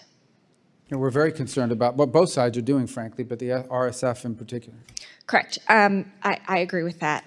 You also said as part of that, that all of our engagement with the UAE, we need to raise the fact that they are openly supporting an entity that is carrying out a genocide. And yet, President Trump continues to arm the UAE. In fact, he just blew through Ranking Member Meek's congressional hold on over $1 billion in arms sales, ignoring this committee's longstanding role as an independent check on major arms sales. And we can have a policy debate here about the merits of continuing to arm the UAE or not, despite this genocide. I had that same conversation with Secretary Blinken. But actually, I want to talk about the events that led up to that decision. So on April 30th, the Trump Organization, which Donald Trump still owns, unveiled plans to build an 80-story Trump Tower in Dubai. Then on May 1st, Trump's crypto company, World Liberty Financial, secured a $2 billion deal with an Emirati company with deep ties to the government. And only 11 days later, on May 12th, your department notified our committee that it would ignore Ranking Member Meek's holds on UAE arms sales. Secretary Rubio, we have a president who is personally profiting from a deal with a foreign government-backed company at the same time he is selling lethal weapons to that same government. Isn't that a clear conflict of interest? I think no matter who was president, they would have to deal with the UAE. We have to. They're a member, That's for not my example. question. We can have a policy debate about how we should engage with the UAE. You're I making just claims visited about there a corruption, few and I'm weeks ago. answering that any president in the United States, I don't care who the president is, would have to deal with UAE. They're a member of the Abraham Accords, number one. They've been incredibly cooperative on a bunch of other issues. We don't agree with them on 100%. We have concerns about some of the things they do, but this is called the balancing of foreign policy. Secretary It is in our Rubio, I national don't interest disagree with to have you. a good relationship with the UAE, despite the fact that there are things we do we don't like. Secretary Rubio, I don't disagree with you. I just visited the UAE a couple weeks ago and had these very same conversations there, but I don't think this is a complicated question. President Trump is personally profiting from a deal with a foreign government while selling weapons to that same government who is enabling a genocide. Policy aside, are you really saying you don't think this is a conflict of interest? No, you're making claims. The president's family owns a business, and they can conduct business anywhere in the world they want. The president's never once raised business deals in UAE when talking about it. Any president would have to have a relationship with the UAE. Secretary Rubio, the that's previous just silly. administration had one too. President Trump has retained his ownership of these companies, and I have an image right here from World Liberty Financial's website. So the idea that President Trump is not the face of the brand of this company on top from benefiting from them, and it literally says on the website that Mr. Trump and his family members own a 60% stake in this company, that's silly. So we can talk about the policy merits. That's not what I'm asking you. I'm asking you a very simple question. Do you believe it's a conflict of interest to have a president personally profiting from a deal with a foreign government while selling weapons to that same government who's enabling a genocide? I don't accept the premise of your question. I think this has nothing to do with personally benefiting from anything. This has to do with the fact that in order to conduct foreign policy in the Middle East, you're going to have to deal with the UAE. Mr. And we're gonna Secretary, have to have this is deals a in place with clear the UAE. conflict of interest, and anyone with any common sense can see that. The president is personally benefiting from billions of dollars of deals, and he doesn't care at all about the people of Sudan who are experiencing famine and genocide. It's shocking to me that you can't admit that. It's clear that you seem more concerned about staying in Trump's good graces than sticking up for human rights and American values that you once that's an were a accusation champion you for. make. That's about With good that, graces. I'm going to yield the Have to remainder of conduct my the foreign time to policy. Representative Olszewski. Well, you make these claims about staying in good graces. You accuse people of being Reclaiming my time, corrupt. Mr. Chairman. Thank you, Mr. False. Secretary. I do appreciate a UAE. softball We for have you, to yes or no, since I don't have a lot of time, and I appreciate it. The chairman gives me a few seconds back. Softball for you. Would you, yes or no, as Secretary, find it outrageous for you to solicit or accept a $200,000 Rolls Royce from a foreign government for personal or State Department use? That offer's never been made to me. Yes, so you would reject that offer? The offer of a Rolls Royce? Yes. I don't understand the purpose of that You question. would. That's a silly question. The fact that you can't answer the question, I Mr. just answered it. I Secretary, said it's silly. silly because you would accept it or not? Of course not. Who would accept it? But no Well, one's then giving. I think you should Well, what are maybe you perhaps, equating that to? Mr. Secretary, reclaim my time. I think you are an honorable man by most accounts, but the man that you work for doesn't. And the fact that he is soliciting and accepting a $400 million plane is problematic. And you should know about it. It came up in a Senate hearing. You should read about it, add it to your reading, because it is problematic for foreign policy. It adds to the corruption that my colleague just said. And I hope you speak out against it. Thank you. Chair now recognizes Representative Huizenga. Thank you, Mr. Chairman, and Secretary Rubio, good to see you again. I'm going to try to quickly move through a couple of issues. My district consists of Southwest Michigan, including Battle Creek, where we have a large Burmese diaspora, and they have a lot of friends and family who are still back in Burma, Myanmar, that are dealing with the brutal military junta. And they are literally waging a war of terror and genocide on those folks. I have introduced a bipartisan bill, H.R. 3190, the Brave Burma Act, to target the military junta's revenues, specifically implementing full blocking sanctions on Myanmar oil and gas enterprises, Myanmar Economic Bank, the MEB, and entities operating within the jet fuel sector, which is where they get most of their revenue. And this is the same question I asked Secretary Bessent. Are you willing to work with us in my office to implement this particular? Well, absolutely. I mean, if you pass legislation, it's our job to implement it. Right. I appreciate that. want to move on. I had in my subcommittee, I'm the South Central Asia subcommittee, but I'm also dealing with the R family of State Department as we're doing this reauthorization. And a couple of weeks ago, we had a hearing where we had the truth czarina, Ms. Jankowicz, participated in. And we know that the CCP has been pouring billions of dollars into propaganda and censorship around the world. And I'm actually introducing a bill, Restoring American Freedom Act, that would codify the Trump EO on censorship. But I want to know, what is your strategy to push back on China, defend literally speech and the truth?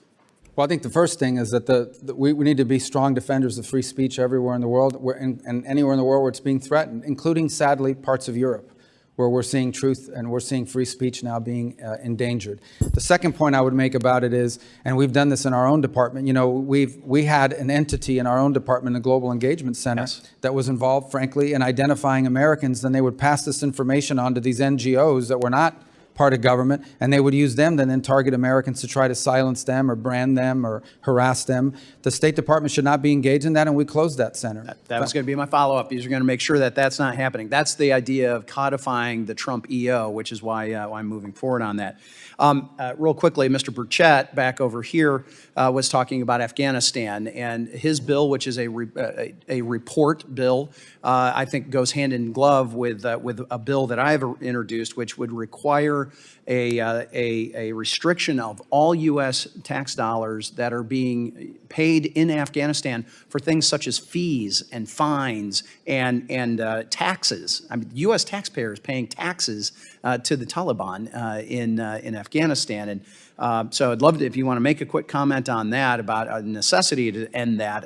I think this is something that we need Well, to we do. have, at the President's direction, we've ended virtually, if not all, of the aid programs that would fall in the hands or benefit the Taliban. Beyond that, there may be some other ways in which they're collecting funds that may require statutory authority to do, and so we would welcome that. Great. And we'll follow up with your team on specifically that piece of legislation. And at this time, I want to recognize Mr. Zinke for the remainder of my time. Thank you, Mr. Chairman. Mr. Secretary, great always to see you. I have deep concerns about our ability to provide effective and timely military capability to our allies through the FMS program. I find myself the chair of a working group, and it is probably worse than both of us have thought. It's in need of reform. I'm glad to say it's a bipartisan effort both sides are working on. And Mr. Secretary, I just need your commitment that you will prioritize this, because the President's recent trip to the Middle East would suggest there's a lot of FMS that's coming our way, and we're not in a position to make sure that we fulfill the President's objectives in that. So I just need your commitment, sir, that you'll help us and spend some time with us to wander through this and get it fixed. Yes, it's among one of our leading priorities of reorganization and reform, is to reform that process to moves quicker and moves faster. We get so many complaints. Every bilateral engagement we have is someone complaining about some sale or even a financing deal that was been in place for 5 years and has not yet been delivered or has not yet been approved through the process. So we've got to reform that system. And frankly, the other impediment we have with foreign military sales is our industrial capacity to build munitions quickly enough to deliver for our own needs, but also for the commitments we've made to our partners. So that needs to be improved, and that can be improved if we have a faster system that's delivering on these contracts. I would agree, and I would say our military supply system in this country would not exist if it wasn't for foreign military sales. So with that, thank you for serving again, and I appreciate you being here. Thank you. Joan yields. Chair recognizes Ms. Sherfus McCormick. Thank you, Mr. Chairman, and thank you, Secretary Rubio, for being here. My question is about Jordan. Jordan's a close U.S. partner and continues to struggle with economic challenges and lingering extremist threats. Furthermore, the global assistance freeze continues to have a negative impact on Jordan, despite the administration's granting several waivers for military assistance, as millions of dollars for economic assistance remain suspended. This is not only impacts Jordan, but it also the security of Israel. A weakened Jordan means a weakened Israel. Jordan has also been a leader in getting humanitarian aid to Gaza. What is the status of U.S. economic assistance to Jordan, including the already congressionally appropriated funds? When it comes to Jordan, the remaining issues in the economic space for them, because they were initially exempted from even the freeze, and there was, however, a holdup on a number of programs involving water, particularly desal. And we have approved those. There were 2 that were somehow not moving through the system. Those have now been approved. And I think very shortly, if not this week, early part of next week, we should see that program flowing. We've been in close touch with the Jordanians on it. It's been a source of frustration for them and frankly for me. But ultimately, we're going to get all those programs online if they're not online already. Thank you. I want to shift over to the Western Hemisphere. As Senator, we worked together several times, and I thank you for visiting the island of Hispaniola, specifically Haiti and Dominican Republic, within the first moments of being in your position. The recent designation of Haitian gangs as foreign terrorist organization, it sends a clear signal that what their actions are unacceptable and we won't be approving of them. But I have some concerns, and we sent a letter over with Ranking Member Meeks about making sure that it's actually punishing the gangs and not punishing the people. Specifically, we want to make sure that the humanitarian aid that's needed for Haiti actually gets into Haiti. Have you had any kind of steps you're taking to mitigate that? Yes. So we think that designating them was important because, as both you and I know, there are individuals, including living in our home state, who are in cahoots with some of these gangs. And we can talk broader about the Haiti problem because it's something I feel very passionately about. But on the point you're trying to touch on, and let's be frank here, we are concerned that humanitarian groups, in order to distribute humanitarian aid, are often charged, for lack of a better term, tolls. You got to pay the money to let them go. Will that make them subject to sanctions because they paid somebody money to let them go through? That is not the intent of these sanctions, and we don't intend to punish them. The fundamental challenge we have in Haiti is that none of our existing international mechanisms are built for this problem set. Our international mechanisms are largely built to keep warring factions, ideological factions, tribal factions, political movements from each other. This is a country that's being threatened by 35 to 40,000 members of a coalition of criminal enterprises. It's basically controlled by organized crime. It's a very different mission set. So we're undertaking right now a substantial review across the interagency of what options exist to tackle a country that's being taken over by a mafia, for lack of a better term. They don't care about governing the country, they just want to control territory. So if there's no government, there's no one to, it's like allowing the mafia to take over the 5 boroughs of New York. That's what they're thinking. So I also want to make one more point. Why do we have an OAS if the OAS can't put together a mission to handle the most critical region in our hemisphere? And we're going to challenge the OAS to let's build a mission with regional partners to confront this. We're grateful to the Kenyans, but this is a regional problem and it should have a regional solution. Well, that takes me to my next question also when it comes to Haiti. There's an underlying June deadline when it comes to the MSS. Could you please tell us any way you're trying to handle that? Yeah, we're going to continue to be supportive of that mission for 2 reasons. Number one, because it's the only mission.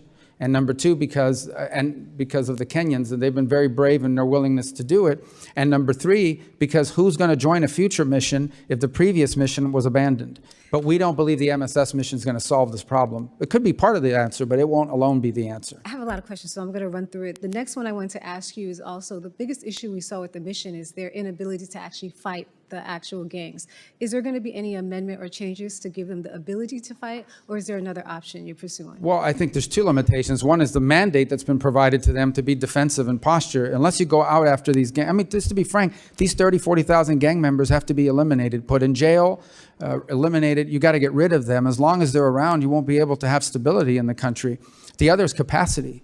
They've had complaints about some of the equipment they've been provided. So it's a combination of not having a force posture, not having the legal authority, and not having the appropriate equipment, they claim, to be able to conduct some of these missions. And my last, since I have 1 minute, I wanted to turn towards Africa. I'm happy you talked about energy security. Specifically, when it comes to energy security, we have to make a forward movement when it comes to Africa because they have so many minerals. But I'm afraid some of these, our diplomatic footprint has been reduced.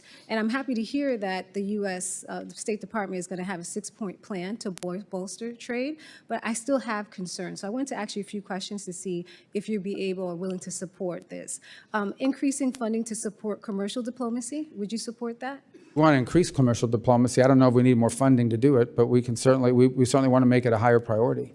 And also increasing funding for financial institutions to support projects and de-risk those economies. There are many different companies who would like to invest and help us build that footprint by having more economic relationships with Africa, so we can have more of a partnership in trade. Would you support increasing funds to those financial institutions? Well, I actually think those would lend themselves to both the Development Finance Corporation and potentially Millennium Challenge Grant opportunities outside of the traditional aid. I think Africa's looking for development. They're not looking for charity. And by the way, we have not reduced any diplomatic footprint other than in the DRC. We had to remove some people because of riots outside of our embassy. Well, so my understanding is that you guys. Gentlelady's time has expired. Thank you so much for your time. I yield Chair back. now recognizes Representative Baird. Thank you, Mr. Chairman, and Mr. Secretary. It's good to see you and appreciate all that you're doing. Thank you, sir. But my question is going to focus on China. You know, they've spent over 2 decades expanding their economic and political influence across Africa, and so becoming the continent's top trading partner and a dominant force in sectors that I think are critical to the United States' interests, particularly in agriculture and critical minerals. So I guess I'm just to ask you, Levin, you covered part of that in your last answer. But I really want to know what part agriculture can play in advancing the U.S. political influence, economic partnerships, and national security in the face of China's growing presence. Well, I think the one point that I would make is, are there opportunities for us to improve the agricultural capacity of many of our partner nations, including in Africa? There's certainly things you can export, and in some markets that would make sense. But we are looking for opportunities to leverage both technologies and advances to allow more productivity in the agricultural sector. And that's what these countries want, particularly in Africa. Well, they will tell you repeatedly over and over again is they're not interested in aid, they're interested in development. They want our assistance to develop and to develop capabilities. And we do think that there are advances in agriculture. And it's one of the things we've worked and increasingly working with the Department of Agriculture on is how can we get some of our best practices, some of our scientific innovations that have been advanced by our agricultural sector in the United States, and provide them as perhaps in partnership with some of these nation states so that they can improve their own native homegrown agricultural capabilities. We think that would be a huge advantage to many of these countries, and many of them expressed interest in being a part of that sort of consortium. I couldn't agree with you more. I think they have the resources that I'm talking about, the land and some of the other resources that are necessary for agriculture, but they just don't have the understanding of the technology that's used in agriculture today. So very good. So how can the restructured Department of State reassert American leadership in Africa, particularly through strategic investment? You were talking about investment early with the investment fund. So Yeah. So what we would look to for our missions on the ground at the embassy level and ultimately through the regional bureau is for help us to identify, because in every particular country, the opportunity is going to look different. And so as an example, we're still engaged in the DRC Rwanda negotiations, and our hope to we've gotten them to the table to sign a memorandum, but we hope they ultimately will cut a peace deal. But part of that is the ability to have American companies go in and in an ecologically responsible way, allow the country to benefit from its mineral rights. And from its mineral wealth. And so we want to be able to do that. So embassies would identify this opportunity. They would identify this as a priority. We would empower them to pursue it and to connect them with American companies that can help in that sector. So I think that's what the restructuring is really helpful for, is it'll allow at the individual country level for our embassies and its leadership to identify the unique opportunities that exist in one country versus another country. I think in the past, this has sort of been handled as a global thing as opposed to trying to specify it down to the regional and local level. We think we're going to get better results that way because every country is unique and every sector opportunity in every country is unique. One last question. It kind of continues on in the same vein. But you know, as your department goes under reorganization, what steps can be taken to ensure that these programs, the research, I'm talking about research, are not only maintained but also guided by appropriate expertise, proper oversight, and a clear strategy that prioritizes measurable results and returns for U.S. taxpayers. And what I'm talking about is the investment in research and agricultural research. And I'm thinking about some of the diseases we have around the world that impact our poultry and livestock, the avian flu, the screwworm, some of that sort of thing. So we got about 46 seconds. So- Well, I think the answer to that is these programs ultimately have to be judged by the outcomes and by what they're producing. We have to, every single year, you have to ensure that the dollar you're investing is having a return on it. And if a program goes a couple years, it may have a beautiful title, it may sound really noble, but it's not producing a result or an outcome for you, not just in the agricultural space, but in any space, we have to walk away from the program, no matter what it's titled. We have a lot of programs that have great titles, but have not resulted in any measurable positive outcome for 20 years. Thank you very much. I couldn't agree with you more. Chair now recognizes Representative Moskowitz. Thank you, Mr. Chairman. First, let me extend my condolences to the Connolly family.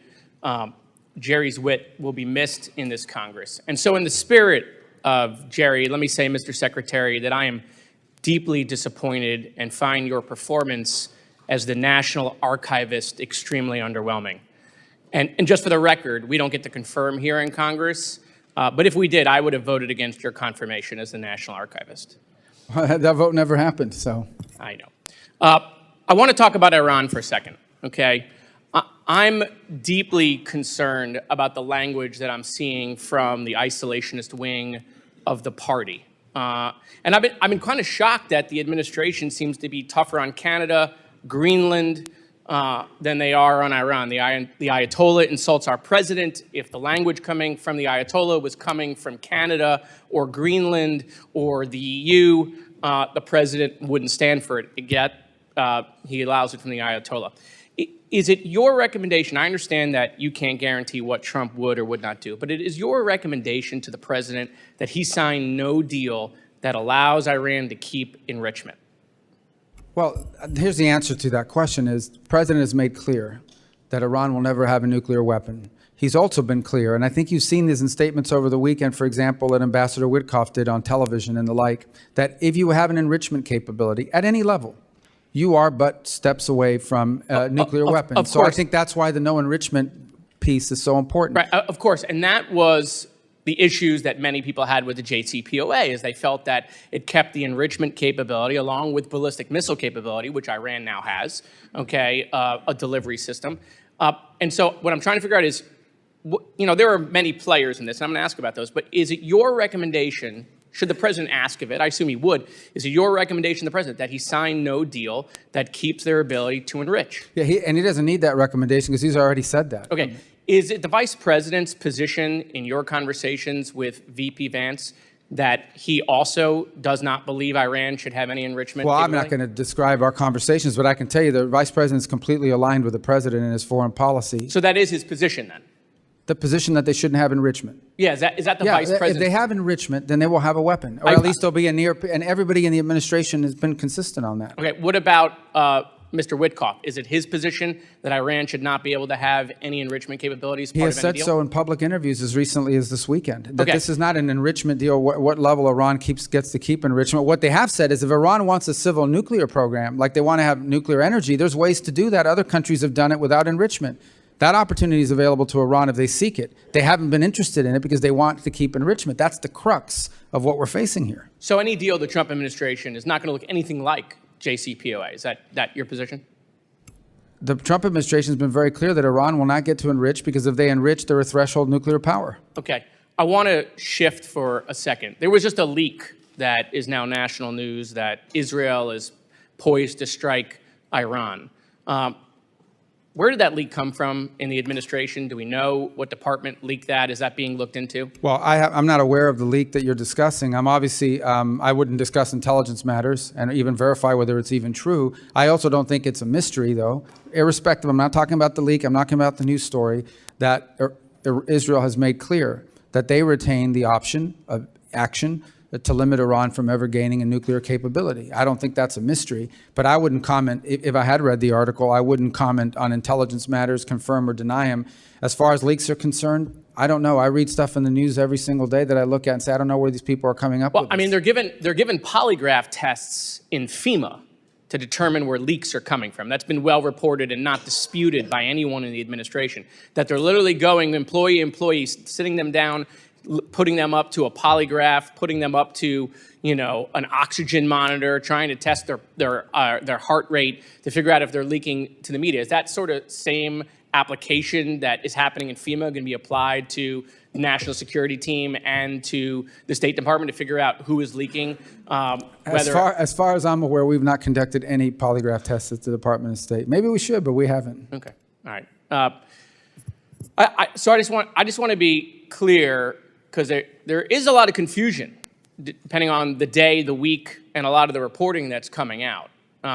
Is that any Iran deal, is it your recommendation that that should go to Congress to I actually think the law requires it. If you recall, we passed legislation here a few years ago, and it requires that Congress has a right to weigh in on any deal and could actually reverse any deal. I forgot the acronym for the bill, but it was one that was passed a few years ago, and I was in the Senate when it passed. It was after JCPOA.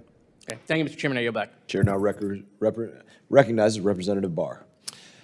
Secretary Rubio, thank you for your leadership in refocusing American diplomacy towards the national interest, not just towards what might make us feel good and what might be actually counterproductive to the national interest in the name of humanitarian goals. Last year, the Select Committee on the Chinese Communist Party found that 5 venture capital firms funneled more than $1.9 billion into artificial intelligence companies that support China's human rights abuses or military modernization. At least another $1.2 billion went into the PRC's semiconductor industry. Recently, there was a $75 million venture capital investment into a Chinese artificial intelligence firm, Manus. Do you agree that controls on American investments or non-U.S. Investments into the Chinese military industrial complex companies are necessary to protect our national security? Yes, and I would further say that because of the military-commercial fusion in China, virtually any company that's owned and controlled under Chinese national security laws are basically extensions of the Chinese military. In February, as you well know, President Trump issued a national security memorandum titled, quote, America First Investment Policy. And that memorandum directs federal agencies to address outbound investments and targets both entities and sensitive technologies. My bill, the Fight China Act, which I introduced with Senator Cornyn, aligns with this memorandum. And this legislation builds upon my legislation in previous Congresses that authorized OFAC to impose SDN sanctions on CMIC companies. Do you agree that this new bill that Senator Cornyn and I introduced that has an approach that not only authorizes sanctions on the Treasury CMIC list, but that also restricts investment into these clearly identified sensitive technologies, that having that supplement to legislation is important to get at these non-listed projects in China? Yeah, I haven't seen the bill, but I think the concept you're outlining is in full alignment with the President's executive order, and that is to both look at individual companies they're being invested in, but also specific technologies at the cutting edge in particular, and especially those that have applications that could be contrary to our national security if in the wrong hands, and certainly the Chinese Communist Party would be the wrong hands. Yeah, I'm concerned that if we rely exclusively on entity lists, that we're going to be missing venture capital and private equity investments in non-public companies in China that nevertheless threaten our national security. If they can go on a list for clarity, great. And I want a red light, green light approach to provide the private sector with clarity and certainty. But I do think we're under-inclusive if we just rely on publicly traded entities on these lists. Let me ask you a question about the border work, Secretary Rubio. How is it, obviously you've had great success, border crossings are down by 95%, 65,000 dangerous illegal immigrants, including 2,288 gang members from Tren de Aragua, MS-13 and other gangs have been arrested. How is it that after only 4 months in office, we've seen President Trump retake operational control of the border and return these criminal migrants to their countries of origins when the previous administration told the American people time and time again, we had to have comprehensive bipartisan immigration reform? Their hands were tied. Because under the previous administration, it was abundantly clear that if you got into this country, your chances of being able to stay were very high, whether you got in illegally or legally. Under the current administration, it's clear that if you get into this country unlawfully, you're going to be removed the way the law requires. It's entirely incentive-based. And the truth of the matter is what we faced over the last few years is not illegal immigration. We've had illegal immigration throughout our history, and every country in the world faces it. What we've had is mass migration. We've had it here, we've had it in Europe, but we've had it here, a mass migration event, which is dangerous and frankly, nothing humanitarian about mass migration for the migrants who are often abused along the way. And so the message has gotten out that we're no longer going to allow you to stay if you enter illegally through some legal maneuver. Once you arrive here, you say magic words, you immediately kick off the asylum process, and you're going to get to stay for an indeterminate period of time. And once it became clear that that was no longer the case, the incentive to come was dramatically reduced. And as a result, you've seen the border crossing numbers, which have given us the most secure border in our lifetime. Well, it's pretty clear that it wasn't legislation we needed. We needed a new commander-in-chief and a new Secretary of State, and we appreciate and applaud the great work that you all have done. My time has expired, so I will yield back. Chair recognizes Representative Jackson. Thank you so much, and we acknowledge that we miss our dear colleague, Conley. Thank him for his years of service. Mr. Speaker, it was 39 years ago. Here in Washington, D.C., I was arrested while protesting against the apartheid government in South Africa's white minority that had a non-minority white for the greater part of the latter half of the 20th century, held captive, if you will, in bondage, which sanctioned racial segregation and political and economic discrimination against its black citizens. I believe your policies on South Africa at this point in your career are wrong, precisely because either you do not understand the history of the country or you have grown indifferent, and I beg that you go to your higher nature. That being said, I want to ask you about President Trump ending U.S. government support for diversity, equity, inclusion, and accessibility that promotes fairness in hiring and helps make our national security workforce the strongest it can be. In the name of advancing an anti-woke agenda, he has given himself permission to break the law, attacking congressionally mandated efforts that have enjoyed bipartisan consensus for decades. I believe not only in diversity is our strength as a country, but in fact, our workforce does not reflect our population, then it merits an inquiry into what are the impediments that are leading to that outcome. Would you agree with that latter statement, that diversity is our strength? I think unity is our strength. Okay, that well, we're a diverse furthermore, nation is important. while but those unity words is our you would strength. think that they were mine, they actually are recorded from you in your Senate hearing in July of 2022. Further, do you believe that following the law is important, yes or no? We follow the law every day. Okay. Well, you wear so many hats, it must be difficult to keep track of all the laws that you have supported, but yes, you did vote in favor of the bill, and I want to read a section of the bill that you did support. It's section 5403 of the 2022 NDAA requires that the State Department to strengthen recruitment of people belonging to underrepresented groups. I know Mr. Trump has asked you all not to say that as cabinet officials, and I hope you have the guts to tell the president on some matters he is simply wrong. Mandating outreach to universities, employees' affinity groups, and expanding paid student internships are among the actions. So I would like to know, do you stand by strengthening diversity within the ranks of the State Department?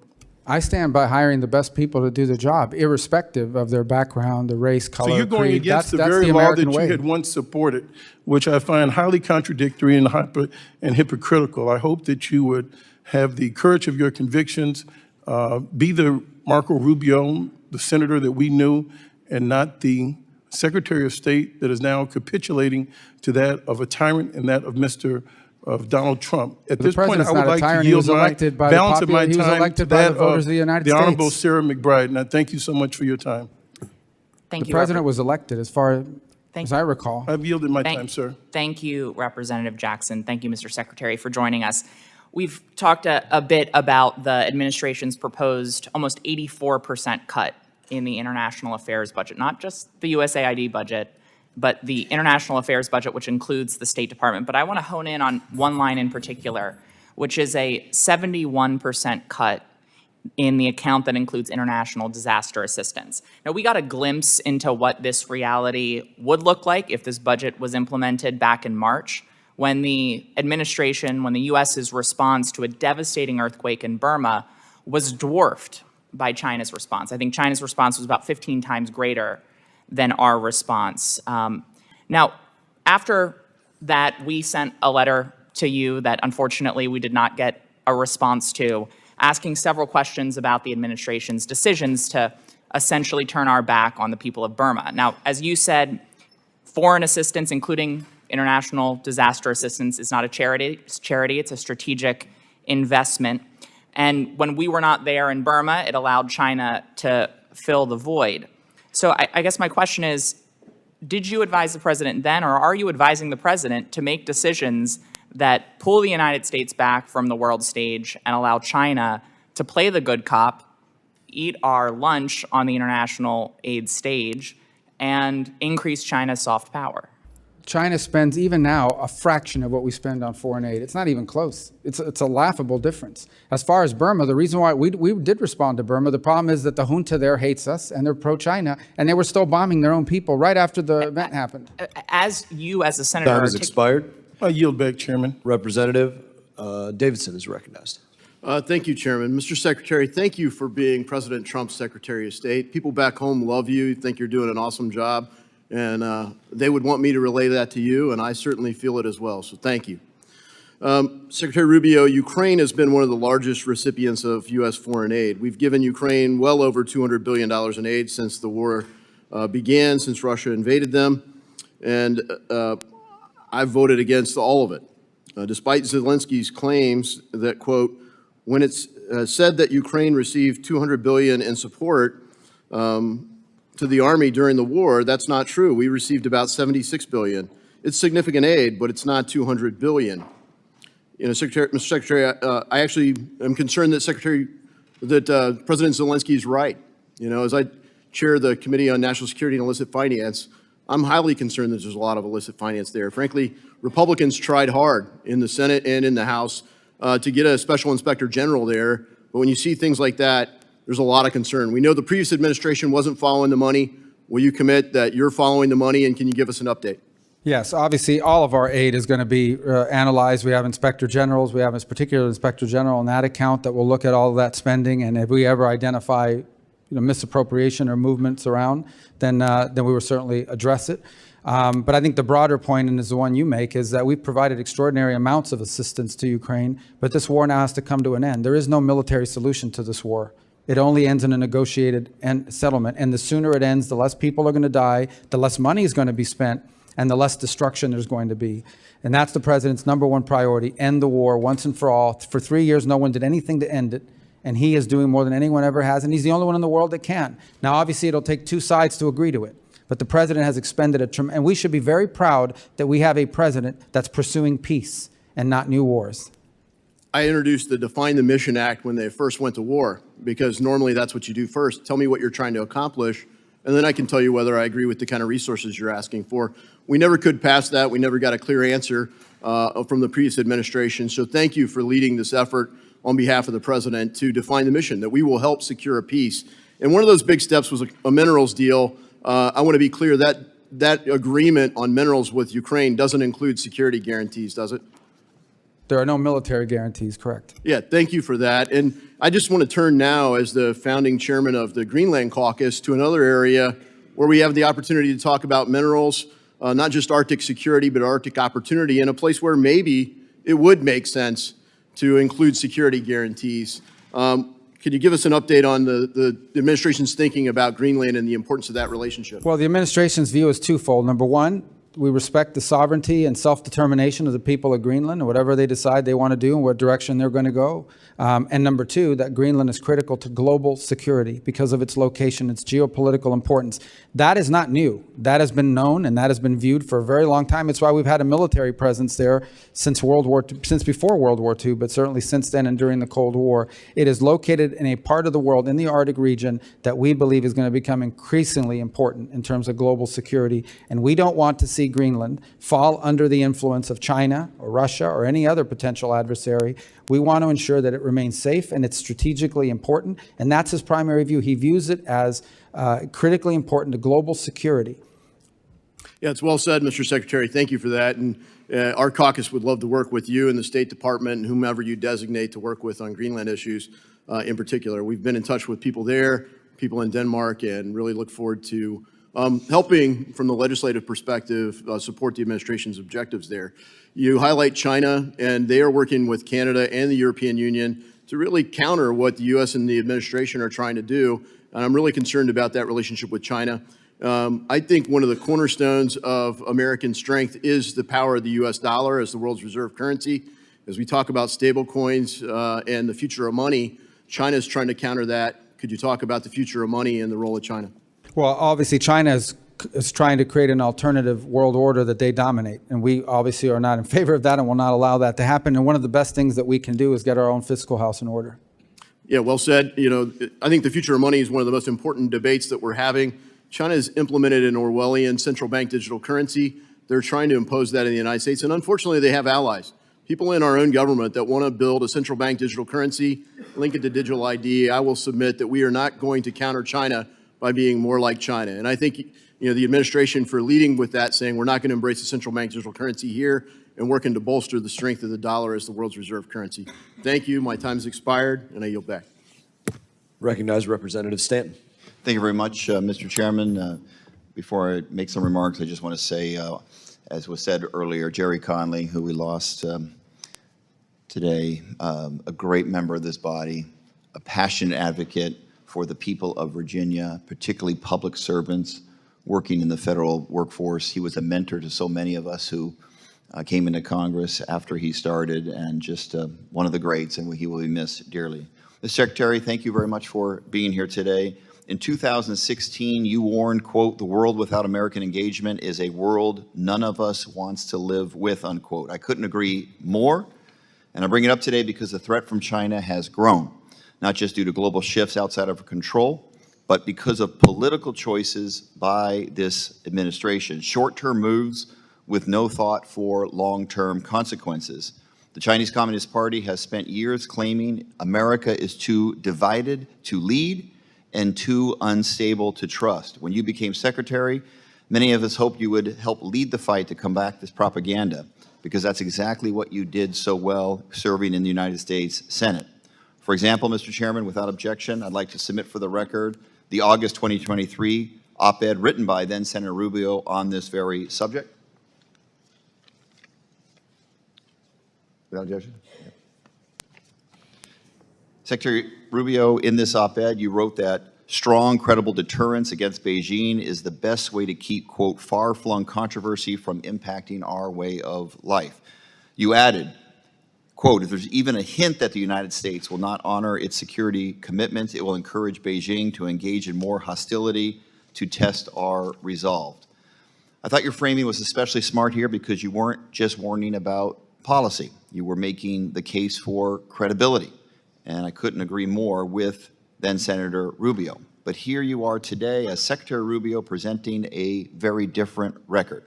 As Secretary, we've seen you defend or be complicit in reckless foreign policy that Senator Rubio once warned against, like strategically incoherent tariffs that alienate our allies, alliance-breaking decisions that weaken our national security, partnership neglect that isolates us, abandoned commitments that shred our credibility, and hand China easy propaganda wins. None of this is deterring China, Mr. Secretary. In fact, my concern is that unless we course correct and fast, this administration is handing Beijing a string of "I told you so" moments that only strengthen their position. Look no further than the Vice President. In February, Vice President Vance took the stage of the Munich Security Conference not to criticize our adversaries, but in a rather stunning moment to attack our allies. In fact, he literally said, quote, "The threat that I worry about most about vis-a-vis Europe is not Russia, it's not China, it is the threat from within," unquote.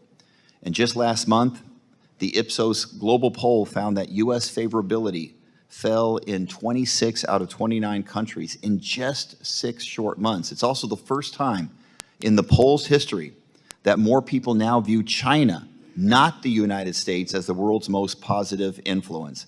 That's not just a perception problem, that's a strategic failure and the cost of inconsistency. Speaking of costs, these policies have also having Americans on edge as well. In Arizona, my home state, the Phoenix Sky Harbor alone, we have more than $750 million in annual exports at risk. Chip makers in Chandler in my district face increasing costs driven by the unpredictability in supply chain disruptions. At Arizona State University in my district, we rely on international students for tuition, research, and talent. They are being run off by the chaotic immigration policy that flies in the face of American values. The so-called brain drain is real, and it's tipping the balance of global innovation away from the United States. The challenge in this next century won't be fought on battlefields. It'll be the fight to shape the future, technology, trade, global trust. And if we keep turning our back on what makes America strong, we risk giving China the upper hand. I yield the rest of my time to Congresswoman Kamlager-Dove. Thank you, Representative Stanton. Secretary, in the few seconds I have, I just wanted to go back to something you said earlier about wanting people to stop dying. And I hope that that includes our Afghan allies, 14,000 of whom were fully vetted and were ready for relocation to the United States. But that has been stopped by this administration and by you. And these are including interpreters who are actually in the foxholes with our servicemen and women helping to keep them alive. I would hope that you would stand by our allies and reverse this ban so that we can protect our national security interests and also retain credibility that we need with our allies and partners around the world. Thank you, and I yield back. Yields back, and I think you left off your list the $100 billion Taiwan semiconductor investment into Arizona. Now I recognize Representative Lawler. Thank you, Mr. Chairman. Mr. Secretary, thank you for being here. I want to thank you for your leadership in getting Idan Alexander released last week. That is a big step forward. We still have 4 remaining American hostages being held, all of whom are deceased. I just continue to encourage you and the administration to continue to lead on that front to get them home. Last Congress, we passed legislation to create a special envoy for the Abraham Accords within the Department of State. The Biden administration refused to fill that position. I know we have the Middle East envoy, but I would ask, can you commit to bringing this forward to the president so that we can get this position filled? Yes, that's in process. Thank you very much. Obviously, the Abraham Accords was one of the most consequential foreign policy initiatives under the first Trump administration, and prior to October 7th, I think we were making progress, but since obviously it has somewhat stalled, how critical long-term for peace do you believe it is for Saudi Arabia to normalize relations with Israel, and where do you see that in the process? Well, I think it would be a major development, one that I thought was moving in a positive direction until, as you said, October 7th. I think there's still a willingness to do it. Certain conditions are impediments, October 7th being one of them, but the Saudis have continued to express an interest, as have the Israelis, in reaching that agreement. In the meantime, we do have an Abraham Accords office that is actively working to identify a number of countries who have lined up and already, and I think we may have good news certainly before the end of this year, of a number of more countries that are willing to join that alliance. And the last point I would make is it's also critically important that we do all we can to live up to the commitments made on the part of the United States on behalf of the countries that previously joined the alliance, be it the UAE, which is part of the effort for this trip this weekend. It wasn't some of these other nefarious purposes, is to continue to strengthen the commitments that were made to the UAE as part of the Abraham Accords, but also Morocco and other countries such as this. So I think that this is important that we continue to build on it, but you start building by ensuring the countries that are already a part of it feel like our part of the bargain has been lived up to. Agree. You were a very strong voice against the BDS movement when you were in the Senate. And as you know, there is a loophole in the current anti-boycott law that was signed by President Trump that allows intergovernmental organizations like the United Nations to pressure U.S. companies into supporting boycotts against U.S. allies like Israel. I have introduced the IGO Anti-Boycott Act to close that loophole and hold the United Nations to the same standard as foreign governments that is already in law. Would you support closing that loophole? Well, again, like any legislation, I'd want to see it, but the concept you've just outlined is one that I think the administration will be very supportive of. Appreciate it. I know my colleague, Mr. Moskowitz, touched on the Iran nuclear framework that is being negotiated. I think we can all agree that Iran should not have a nuclear weapon, and I know you and the administration are working to prevent that. So I appreciate your efforts on that. Yeah, if I could respond. Yeah. Iran, while they claim to never want a nuclear weapon, if you ask them, they'd say, we're not interested in a nuclear weapon. We're just interested in enrichment. The problem is that if you can enrich at any level, 3.67 or whatever, you're 80% of the way there. All that requires now is a few months or weeks of time to get to the weapons grade. It makes them a threshold nuclear power. The Iranian position is they want civil nuclear energy. And if they want civil nuclear energy, meaning they want nuclear electricity for their country, nuclear generated electricity, there is a pathway to doing that. Multiple countries around the world do it without an enrichment capability. If, on the other hand, they want an enrichment capability, then that makes them a threshold nuclear weapons power, and that's an unacceptable outcome. And that's the reason why we have a problem with what they're doing now. And it's the reason why the president is imposing maximum pressure. Every single day, increasing number of sanctions are going on. And it's the reason, by the way, why the E3, the European three, are on the verge of instituting snapback sanction provisions against them by October of this year. I want to thank you. When it comes to maximum pressure, last Congress, you and I led the SHIP Act. We passed that into law.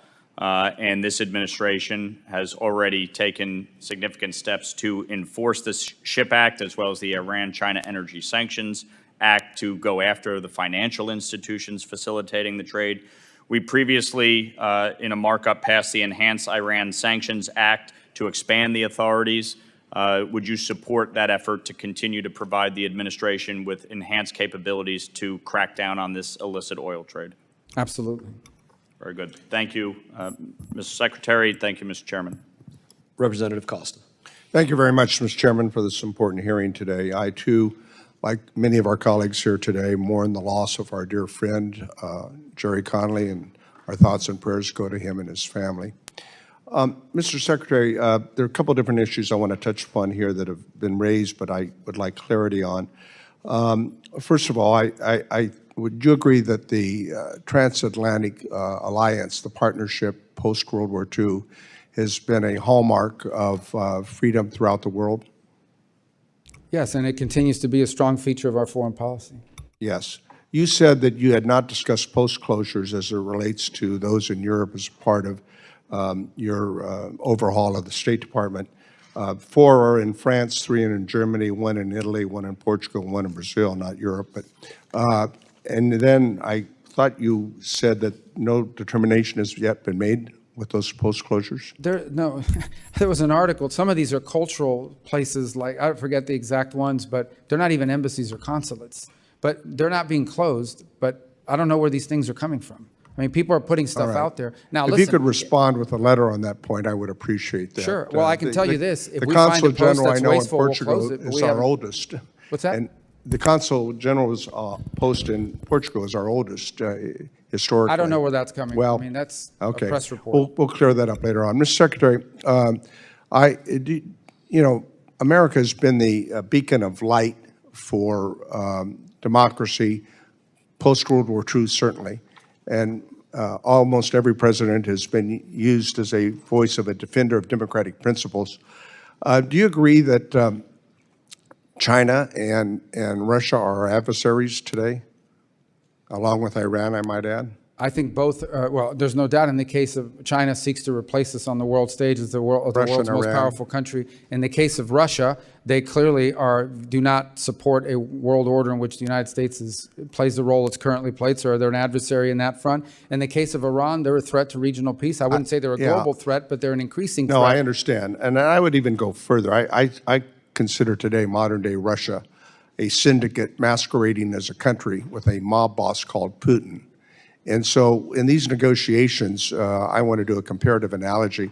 The president has indicated that with Iran, as we've noted, that maximum pressure are the tactics that will be used to engage Iran to ensure that they do not obtain nuclear capability. Is that correct? Maximum pressure on Iran? Right. As compelling them to not seek a nuclear weapon? Right. Correct. Or the alternative is worse? Yes. In the negotiations that the president is trying to seek a ceasefire and a peace between Ukraine and Russia, I would like to ask you why the president has not considered using maximum pressure on Russia to ensure, which we have the ability to do so. Sanctions are being considered, as you know, over in the Senate, additional sanctions. to pressure Russia into a ceasefire mode and to a peace agreement, realizing that they've broken the last 3 agreements they've had with Ukraine in the last 20 years. Well, I think the president has made clear that he understands clearly he has options with increased sanctions on Russia if necessary. He would prefer that they agree to a peace deal. And so it's a process of trying to encourage them to reach peace. If ultimately that doesn't work, the president has publicly stated he's very well aware of the sanctions options, devastating sanctions options that he has. And I just want to make sure that we're clear about this, because we have leverage on Russia. And it's not clear to me that we're using it in the same sense that we're using it with Iran. And I think, frankly, we and our allies must be together in defending democracy. And certainly Ukraine is a democratic and intending to become more democratic, wants to join with the West, with the European Union, as well as ultimately with NATO. And I think Poland, Romania, and the Baltic states are watching very carefully to America's commitment to Ukraine. Let me go on quickly here. The effort was raised, and you commented on Armenia and Azerbaijan, another country that Azerbaijan that has not kept its commitments in the Minsk Accord. We tried to get Republican and Democratic administrations to forego the waiver on Section 907 on military aid to Azerbaijan. Finally, last year, the Biden administration rightfully refused to issue the waiver. I think it should be permanent. What is your position, and will you commit to not resisting Section 907 waiver again this year that would block military aid to Azerbaijan? Well, we haven't made a determination on that yet, because what we're focused on right now is getting them to agree to a peace agreement that does not cause them to invade a neighboring country in Armenia. We would like to prevent that from happening. The president's very committed to preventing wars, and we've tried to outline to both sides, especially the Azerbaijani side, the tremendous benefits that would come from signing a peace deal and not engaging in a war that we would find to be destructive, counterproductive, and the last thing we need right now in the region. And Armenia is looking for our help and our support. Representative Kane is recognized. I yield back the balance of my time. Thank you, Mr. Chairman. And Mr. Secretary, it's good to see you here today, and thank you for joining us. As we evaluate the State Department's budget and posture, we must ensure that its structure, priorities, and resources are aligned to effectively advance U.S. national interests.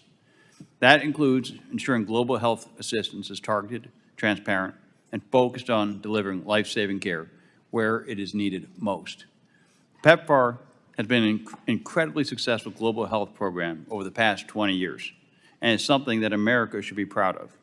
However, the world has changed in those 20 years, and the U.S. should begin helping other countries take ownership of their HIV prevention and treatment efforts. To ensure success, we should make sure that there are planned, predictable, and negotiated timeframes. So in this committee's efforts to reauthorize the State Department, how can we define in statute the mission of the Bureau of Global Health Security and Diplomacies to facilitate transfer of ownership for global health programs to partner countries? That's a great question that we'd have to collaborate on in terms of statutorily defining what those benchmarks are. But I think the broader point is the best foreign aid is foreign aid that comes to an end because it's achieved its purpose. In the case of PEPFAR, where today 85% of its recipients are still receiving assistance, you want to reach a point in which one of two things happens. The transmission of the disease stops, but also the partner nation has built the capacity to be able to handle it themselves. Not PEPFAR specific, but many of these programs, what ends up happening is even if they do achieve their initial goals, it now it morphs into some new target that's created in order to continue to sustain the program. So ideally, what you want to see is foreign aid that goes into a country, deals with the acute problem, but ultimately helps the country have the capacity to deal with the chronic problem, to prevent it from becoming a problem. And I think that's the ideal benchmark. You define it through a period of time, through gains year over year, and ultimately designed to increase partner capacity so the day will come where they can self-sustain. I think many of these countries would like to see that happen. What cannot continue is this open-ended spending all across the world on all kinds of things. We just can't do that. We are by far, it's not even close, we're by far the most generous nation on earth on foreign aid, by far. And we'll continue to be, by far, with no other equal, including China, despite all this alarmist stuff. But at the same time, it's got to be forward our national interest, and it cannot be throwing away taxpayer money. So recently, companies have begun developing novel HIV prevention therapies that last longer and can increase adherence. improving HIV prevention outcomes, and reduce costs. As this committee seeks to reauthorize the State Department, how can we ensure that the Bureau of Global Health Security and Diplomacy is encouraged to quickly deploy these American innovations to PEPFAR partner countries? Well, I think at the statutory front, we can, in the reorganization, in fact, if you're able to do a reauthorization, we can build that into the law and into the requirements. From a management perspective, it's just what we should expect of our people. In essence, every single year when we engage in something, you have to be able to outline how is this in the national interest, how do you measure success, and it has to be analyzed on a regular basis to ensure that it's delivering. You don't want to be 10 years into a program before you realize you spent all this money on a title that sounds good, but you didn't get the outcome. And now you got to keep funding it, or someone will come up here and create a protest or lead an effort. We have this entire thing called, I call it, the foreign aid industrial complex of NGO on top NGO on top NGO on top of NGO, who have built this massive monster complex of foreign aid. In some cases, one project has like 15 subcontractors underneath it before it finally reaches a local partner. That's outrageous. We cannot allow that to build and continue to build in that way. Okay. And then New Jersey boasts an unrivaled biotech industry that provides many products to the PEPFAR program, including HIV diagnostics. As you integrate PEPFAR's functions into the Bureau of Global Health Security and Diplomacy, how are you looking to ensure that diagnostics will continue to be a key component of the PEPFAR program? That's great insight. That's the kind of input we want to see. And that's the kind of input we want to work with you on and members of this committee on. These are the kinds of things that we can build ultimately in an authorization bill, but more importantly in our internal practices, again, to ensure that when we're providing aid, it's the right aid and the kind of aid that helps us meet the benchmarks that we've set. And how does PEPFAR fit into your broader vision of foreign assistance that advances U.S. national security and global health security objectives? It's a program we're proud of. It's one of the first programs we restored after the 90-day pause. Even before that, it's one of the first programs that, as I've highlighted here today, 85% of the recipients are on it. But it does need improvement. The program does need improvement. Thank you. Yield back. Representative Alma. Thank you, Mr. Chairman. Secretary Rubio, do you know what this is? I'm sorry, my LASIX is not as good That's as it used all to right. be. I'll explain. This is a ready-to-use therapeutic food, also known as a RUF.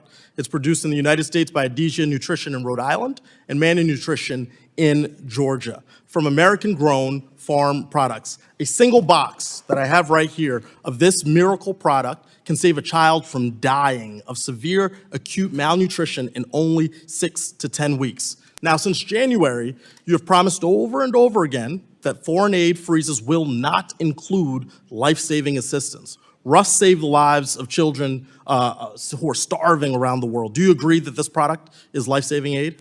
It can be, yes.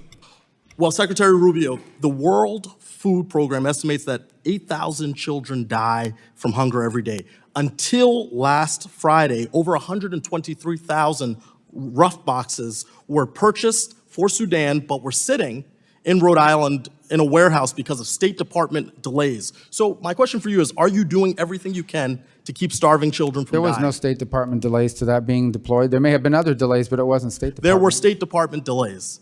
And it is clear that you have not done everything you can do to keep these kids from starving, because there are another 185,000 boxes of RUFs that the U.S. government and taxpayers have already paid for sitting in that same warehouse, all because the State Department doesn't have a plan, doesn't have its stuff together to get this rolling. So I can think of several countries where this aid is desperately needed, where these boxes of RUFs could save hundreds of thousands of children's lives. And these delays have real consequences, not just for starving children, but also jobs at home. I talked to the CEO of Adesia, who said they had to lay off 10% of their team due to the lack of payments from the U.S. government and a lack of clarity in March. So Secretary Rubio, will you commit to making decisions needed to move the remaining 185,000 boxes of RUFs to countries that need them by the end of this week? Well, I'd be interested to learn what those impediments are. Well, we've been talking about this for a while. I've sent you letters since January. But there's no impediment on our end to distributing that. There are impediments. I'm speaking directly to the Sudan source. is a war zone. Secretary, I'm that's an reclaiming my impediment. time.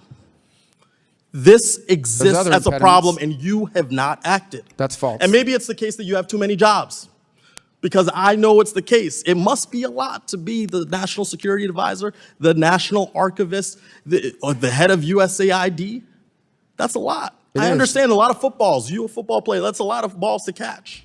But the issue here is All right, we we can have handle it. children who are dying. So will you commit to continuing to fund the production, transportation, and distribution of these domestically produced life-saving products to save starving children around the world? They're approved now. They are not moving. I just told you about 185,000 boxes in Rhode Island. I And live you there. need to figure out why they're not moving, because it isn't an impediment from us. Sir, you need to figure out. That's actually your job, sir. No, it's no impediment from the State Well, Department. Mr. There may be a Secretary, it logistical seems like you impediment that have will not nothing to make do a with commitment. us. Sir, it seems like you refuse to make We a do commitment. more of that than anybody in the world, and we're going to continue to do it. We're going to continue to do food aid. We're going to do more food aid than any country on the planet times 10. Well, that's a lot of talk. But I believe Those are numbers. Seeing is believing, and But there those is are not to numbers. be seen. Those are numbers. Those are facts. We do more foreign aid. and I've more got food numbers. I've got 185,000 boxes that aren't moving. Yeah, but the State Department doesn't move I'm going to do you a boxes. little favor. We I'm gonna- authorize them to Mr. move, and they're Secretary, I'm authorized- reclaiming my time, sir. I'm going to do They're you a authorized favor. to move. Well, you ask questions you don't want anybody answer. I'm telling you, they're allowed And I to have move. a question for you, and you're compelled to answer. Why don't you take 10 seconds now to turn to your staff and say, let's get this fixed? My staff knows that this has been fixed. No, it There's no hasn't been impediment on the fixed. State Well, Department then side. you have not proven that to me. If the people who are affected, both here domestically and around the world, are not receiving this life-saving product. They are receiving it. Look, you staked your career in the Senate on supporting humanitarian aid, but now you won't make a commitment, or you're saying things have been done that I already haven't made been the done. commitment. You've made a commitment? We do more food aid than anybody You are in the world, talking and we're about, doing you are more talking today in than general. anybody in the world. Secretary, I'm reclaiming my time. You are speaking in generalities. I'm talking about I'm specifics. speaking in specifics. We Okay, do more well, than anybody in the world, and we're doing more than anybody in the world right Again, now at this that's very moment. that's hyperbole, sir, because this has been disrupted does more? because of your Who does more? freezing of aid. Who does more food aid than the United States? Sir, why are you asking me questions? My job is to ask you Well, questions. you're the one that's claiming that we're not. Secretary, Tell I'm me who reclaiming does- my time. What food aid Secretary, do I'm we reclaiming do? my client. This is why I'm introducing the Rubio Act. So you focus on the one job that the Senate gave you to serve as our Secretary of State because you are clearly distracted, okay? After the last few months, I understand why President Trump has such colorful nicknames for you.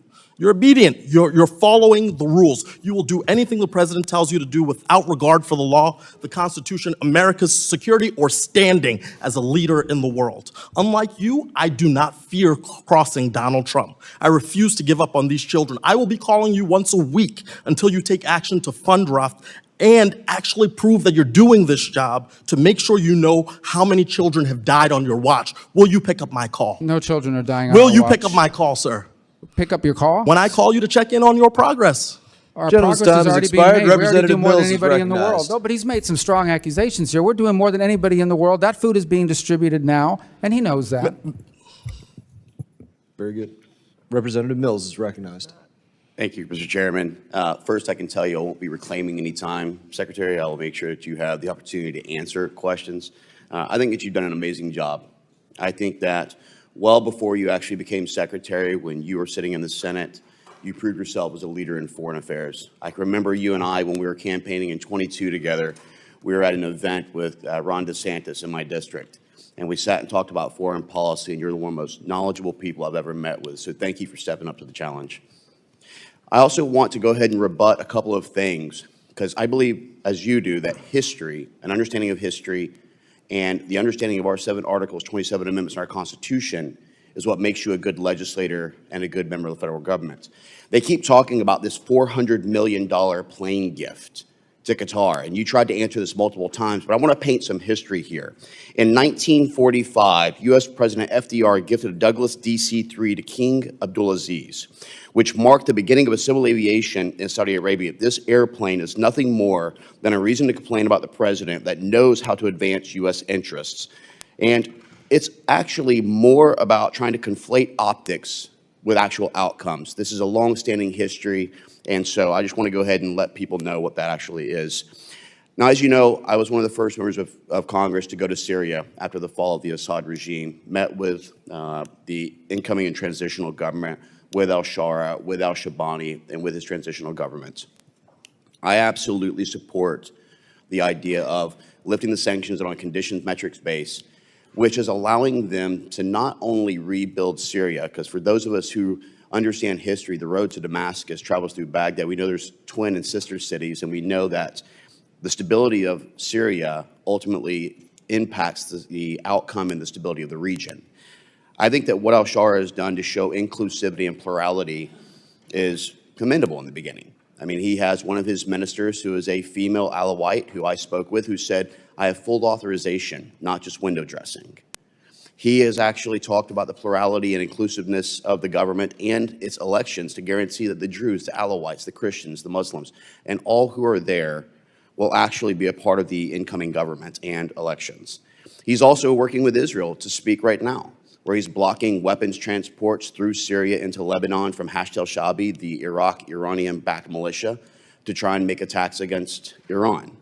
He's working with Iraq and the United States and the CTS teams to help combat ISIS, Daesh, to guarantee that they're still weakened, but also guaranteeing that he's pushed Iran out to make sure it's not a proxy state. It's a historical moment for Syria. 50 plus years, the Russians have had a stronghold under the Assad regime. And I commend you on your support for this and also the Caesar Act when it passed. Secretary Rubio, I have a question with regards to Iran. We understand that the nuclear negotiations are going on and there's much to be done. But could you give us some of the highlights to what these metrics and conditions will be in the administration to guarantee that not only do we see a Iran that is free of nuclear weapons, but a potential change and fall of the Iranian regime? Well, anytime these negotiations are ongoing, you want to be delicate about what you say publicly because it could upend them. And obviously, I remind everybody that no matter the nature of their government, in foreign relations, the people on the other side are in politics too. And so they have their own balances that they need to have in terms of what they say publicly. What I think has been abundantly clear and the president said is, number one, Iran will never have a nuclear weapon. And he's discussed that there's one way to do it, which is not an ideal way, and the other way to do it is for Iran to agree to a deal. What is a deal that does not allow Iran to get to a nuclear weapon? It is a deal that doesn't just say we commit not to getting to a nuclear weapon and taking them at their word, but ensure that they do not have the capacity, the continued capacity to enrich. If they can enrich, then you are basically a threshold nuclear power that at any time can accelerate that process and get to that point. So that is the goal of these negotiations, to create an incentive model where if they give up their enrichment capability, they will receive some sanctions relief commensurate with it. That's the hope. That's what we're working on, because the alternative would be something far more destructive, and we seek to avoid that if possible. Thank you, Mr. Secretary. And obviously to stop the funding of the proxy militias like Houthis, like Hamas, like others, which I know that you have been adamant about. I want to switch to Brazil, if I may. Mr. Secretary, as you're certainly aware, the alarming human rights decline in Brazil. We've seen pervasive censorship, political persecution targeting the entire opposition, including journalists and ordinary citizens. What they're now doing is an imminent politically motivated imprisonment of former President Bolsonaro. This crackdown is extended beyond Brazil's borders, impacting individuals on U.S. soil. The 2023 Financial Times article actually talked about this. What do you intend to do, and would you be looking at Supreme Court justice sanctioning of Alexandra de Moraes under the Global Magnitsky Act? That is under review right now, and it's a great possibility that will happen. Thank you so much, Mr. Secretary. With that, I yield back. Representative Jayapal. Thank you so much, Mr. Chairman. Thank you, Secretary Rubio, for being here. On March 21st, 2025, the State Department approved the revocation of a student visa for Rumeysa Öztürk, a Turkish citizen who is a graduate student at Tufts University, apparently simply for writing an op-ed. According to an internal State Department memo, you took this action under your discretionary authority to revoke visas, and soon after you revoked her visa, armed and masked plainclothes officers snatched Ms. Öztürk off the street and transported her to a prison in Louisiana. Mr. Secretary, do you really think that Ms. Öztürk's op-ed results in a foreign policy consequence for the United States? I believe that case involves someone whose visa we never would have granted had we known ahead of time. I'm not asking you that question. I'm asking you if you think an op-ed, but that's exactly, in fact, what happened. The State Department wrote a memo concluding that you did not have sufficient grounds to revoke Ms. Öztürk's visa. There was no evidence showing that she'd engaged in any activities were a threat to national security. And in fact, in May, a federal court ordered Ms. Öztürk's release from detention, noting that the sole basis for the government's detention appeared to be the fact that she co-authored this opinion piece in the Tufts newspaper in March of 2024. Where in the Constitution does it say that the Secretary of State can override the First Amendment protections of free speech. Is there a Constitution- footnote that I missed There's somewhere? no constitutional right to a student visa. So, but is there Student visa's a a privilege. constitutional right? Does it say somewhere that Marco Rubio gets to determine which speech is appropriate and revoke student visas based on what you think constitutes free speech? There's a statute that says the Secretary of State gets to determine whether someone is a threat. We deny visas Do you every day think all that over the the world. and we'll INA, do you think that the Immigration and Nationality Act trumps the Constitution of the United States, Mr. Secretary? Well, Congress can always change the law if you want, but I'm telling you, Mr. in the meanwhile, I Secretary, have the let authority. me I be will clear. continue to revoke the visas of these people that come here to You tear this said that, country Mr. Secretary. because Let they're me on reclaim student my visas. They're time guests. because you are talking about revoking student visas based on what somebody says, and that means that you are trumping the legal supreme court, the supreme law of the land, which is the Constitution of the United States. No one has a right to a student visa. Mr. Rubio, why did the Privilege. administration need to use masked, armed, unidentified agents to whisk somebody off the street and deny her counsel for almost 24 hours after her Well, arrest? you'll have to ask the agencies that did that work. Well, I'm you not have- responsible for that. I'm responsible for but- revoking the visas of these people that come to tear Secretary this country Rubio, apart. I'm talking Never about should have this allowed 'em in. particular case where you revoked the student visa of a Turkish citizen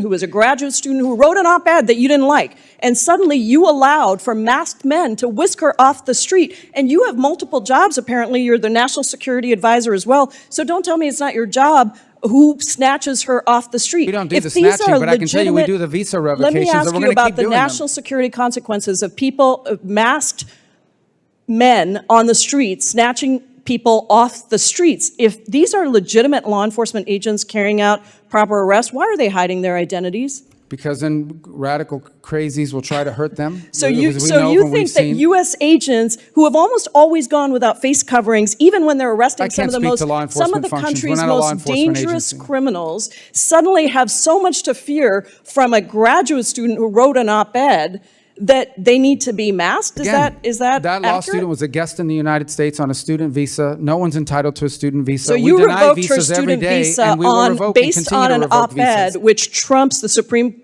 law of the land, which is the Constitution. Someone's coming up You here to stir clearly- up problems on our campus. We're going to revoke their visa. She didn't They're do any of guests. that. She wrote an op-ed. Well, She that's wrote what an you op-ed, claim. and I'm talking to Claim. you about her That's a particular lawyer's case. claims and your claims. Those are not the facts. You reclaiming my time. You revoked her student visa Yes, because she proudly. wrote an op-ed. And Would we'll do you more. We're revoke? gonna do more of I them. have another question for you. Would you revoke the visa of someone in the United States who published claims that quote Jews are an untrustworthy and dangerous group? Yes or no? We will revoke the visa of anyone who's in this country as a guest Are who's you here to are you stir up going to trouble. revoke the visa of somebody who made Send me that? the case, that, I'll look at it. that I'm looking statement? to Well, get crazy people out of actually, our it's not country. just about revoking. Forward You to actually, revoking the visas Secretary of any Rubio, lunatics you excuse can me, identify. reclaiming my time. Can you explain to me why the Trump administration granted refugee status to Charles Kleinhaus, the white Afrikaner who tweeted that exact statement that I just said? There's the case. That's not a visa. You granted that person That's to a enter the totally United different process. States. That's someone that applied here through a totally different process. Secretary Rubio, student visas are a privilege. Secretary we deny Rubio, them all the time, and you we'll revoke them. revoked And- a visa based on an op-ed, and then you allowed for Gentlelady's time has masked expired. men That's to your snatch claim. That's somebody accurate. off That's the your claim. street. Your That's time's your expired. claim. That's your claim. That's not accurate. Recognize Ranking Member Meeks for a closing statement. I'll be brief because this really is a sad day. But I want to, in my closing, just say thank you to the men and women of USAID who did their jobs, who have been forgotten about by this administration and this Secretary of State. You know, when you think about pathogens without passports that could kill millions, it was USAID teams. They were on the case to figure out how to strengthen lab surveillance and testing. They no longer can do that.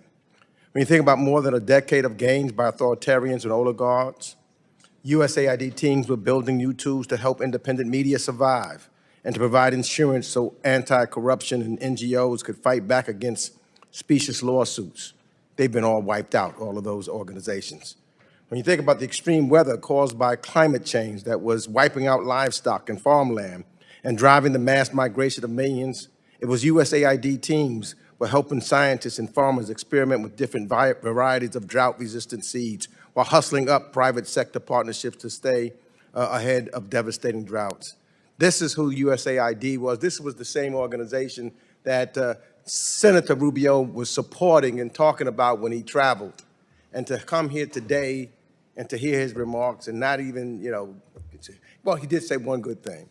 He said that he recognized that most of the people in the State Department and most of those Foreign Service agents were good people. They were great people. They served our country well. They deserved more than they've gotten under this administration and under your leadership as Secretary of State. And I yield back. Thank you, Mr. Secretary, for taking the time with us today. Countless times you were not given the opportunity to respond to things. I'm going to take my time for my closing statement and yield you that time to respond to anything you wish to. No, I appreciate it. Thank you for the chance to interact with all of you. And obviously, I don't agree with some of the assessments, many of the assessments that are made here today, but I'm proud of the work we're doing. We're going to give you and deliver for our country a State Department that can deliver effective foreign policy in a way that's driven from our regional bureaus. I keep going to this because it's really important. That is the treasure of our State Department, is our regional bureaus and our embassies. That's where the action needs to be, and that's where it needs to happen. That's where the best ideas are coming from. The ranking member in his closing remarks said most of the people are good people. They are. They're even some of the people that lost their jobs. We didn't fire them because they were bad people. We fired them because their function was no longer needed. Or if they were removed. I'm proud of the reforms at the State Department. To date, I believe there's been we've had some people leave early, as they always do, and retire, but by and large, we've only had about less than 200 people removed from positions as a RIF because we closed down the Global Engagement Center and one other bureau. But we've undertaken a very meticulous and careful effort to develop a State Department that is going to be able to deliver results for the American people. The bottom line is this: we live in an era in which our foreign policy has to be driven by the national interest. What is good for America? What makes us stronger, more prosperous, or safer? That's it. That's our foreign policy. And everything we do, foreign aid, diplomacy, trade deals, arms sales, all of it has to be driven by that consideration. What the answer to that question is different in different countries and in different parts of the world. They just are. That's the way foreign policy has always been. That's the way it needs to be again if it's going to be successful. And that's what we're committed to delivering. And hopefully being able to work with you. We'll provide you. We've received all the input from various members of this committee on both sides of the aisle. We're almost done with our comment period. We'll have our final proposed reorganization that will be available to you in a congressional notification at that point, an official notification, not the preliminary, and then we can continue to work from there. And if in fact you're going to undertake the work of reauthorizing the State Department, I think that would be phenomenal. We would welcome that and the opportunity to work with you to create these structures in a permanent and enduring way. Thank you. Point of order, Mr. Chairman. Point of order. Members of the committee may have some additional questions for the Secretary, and we ask that you respond to these in writing. Mr. Chairman, point of order. Committee rules, all members may have 5 days to submit statements, questions, Mr. Chairman, point of order. For the record, subject to length limitations. Without objection, the committee stands adjourned. Point of order, Mr. Chairman.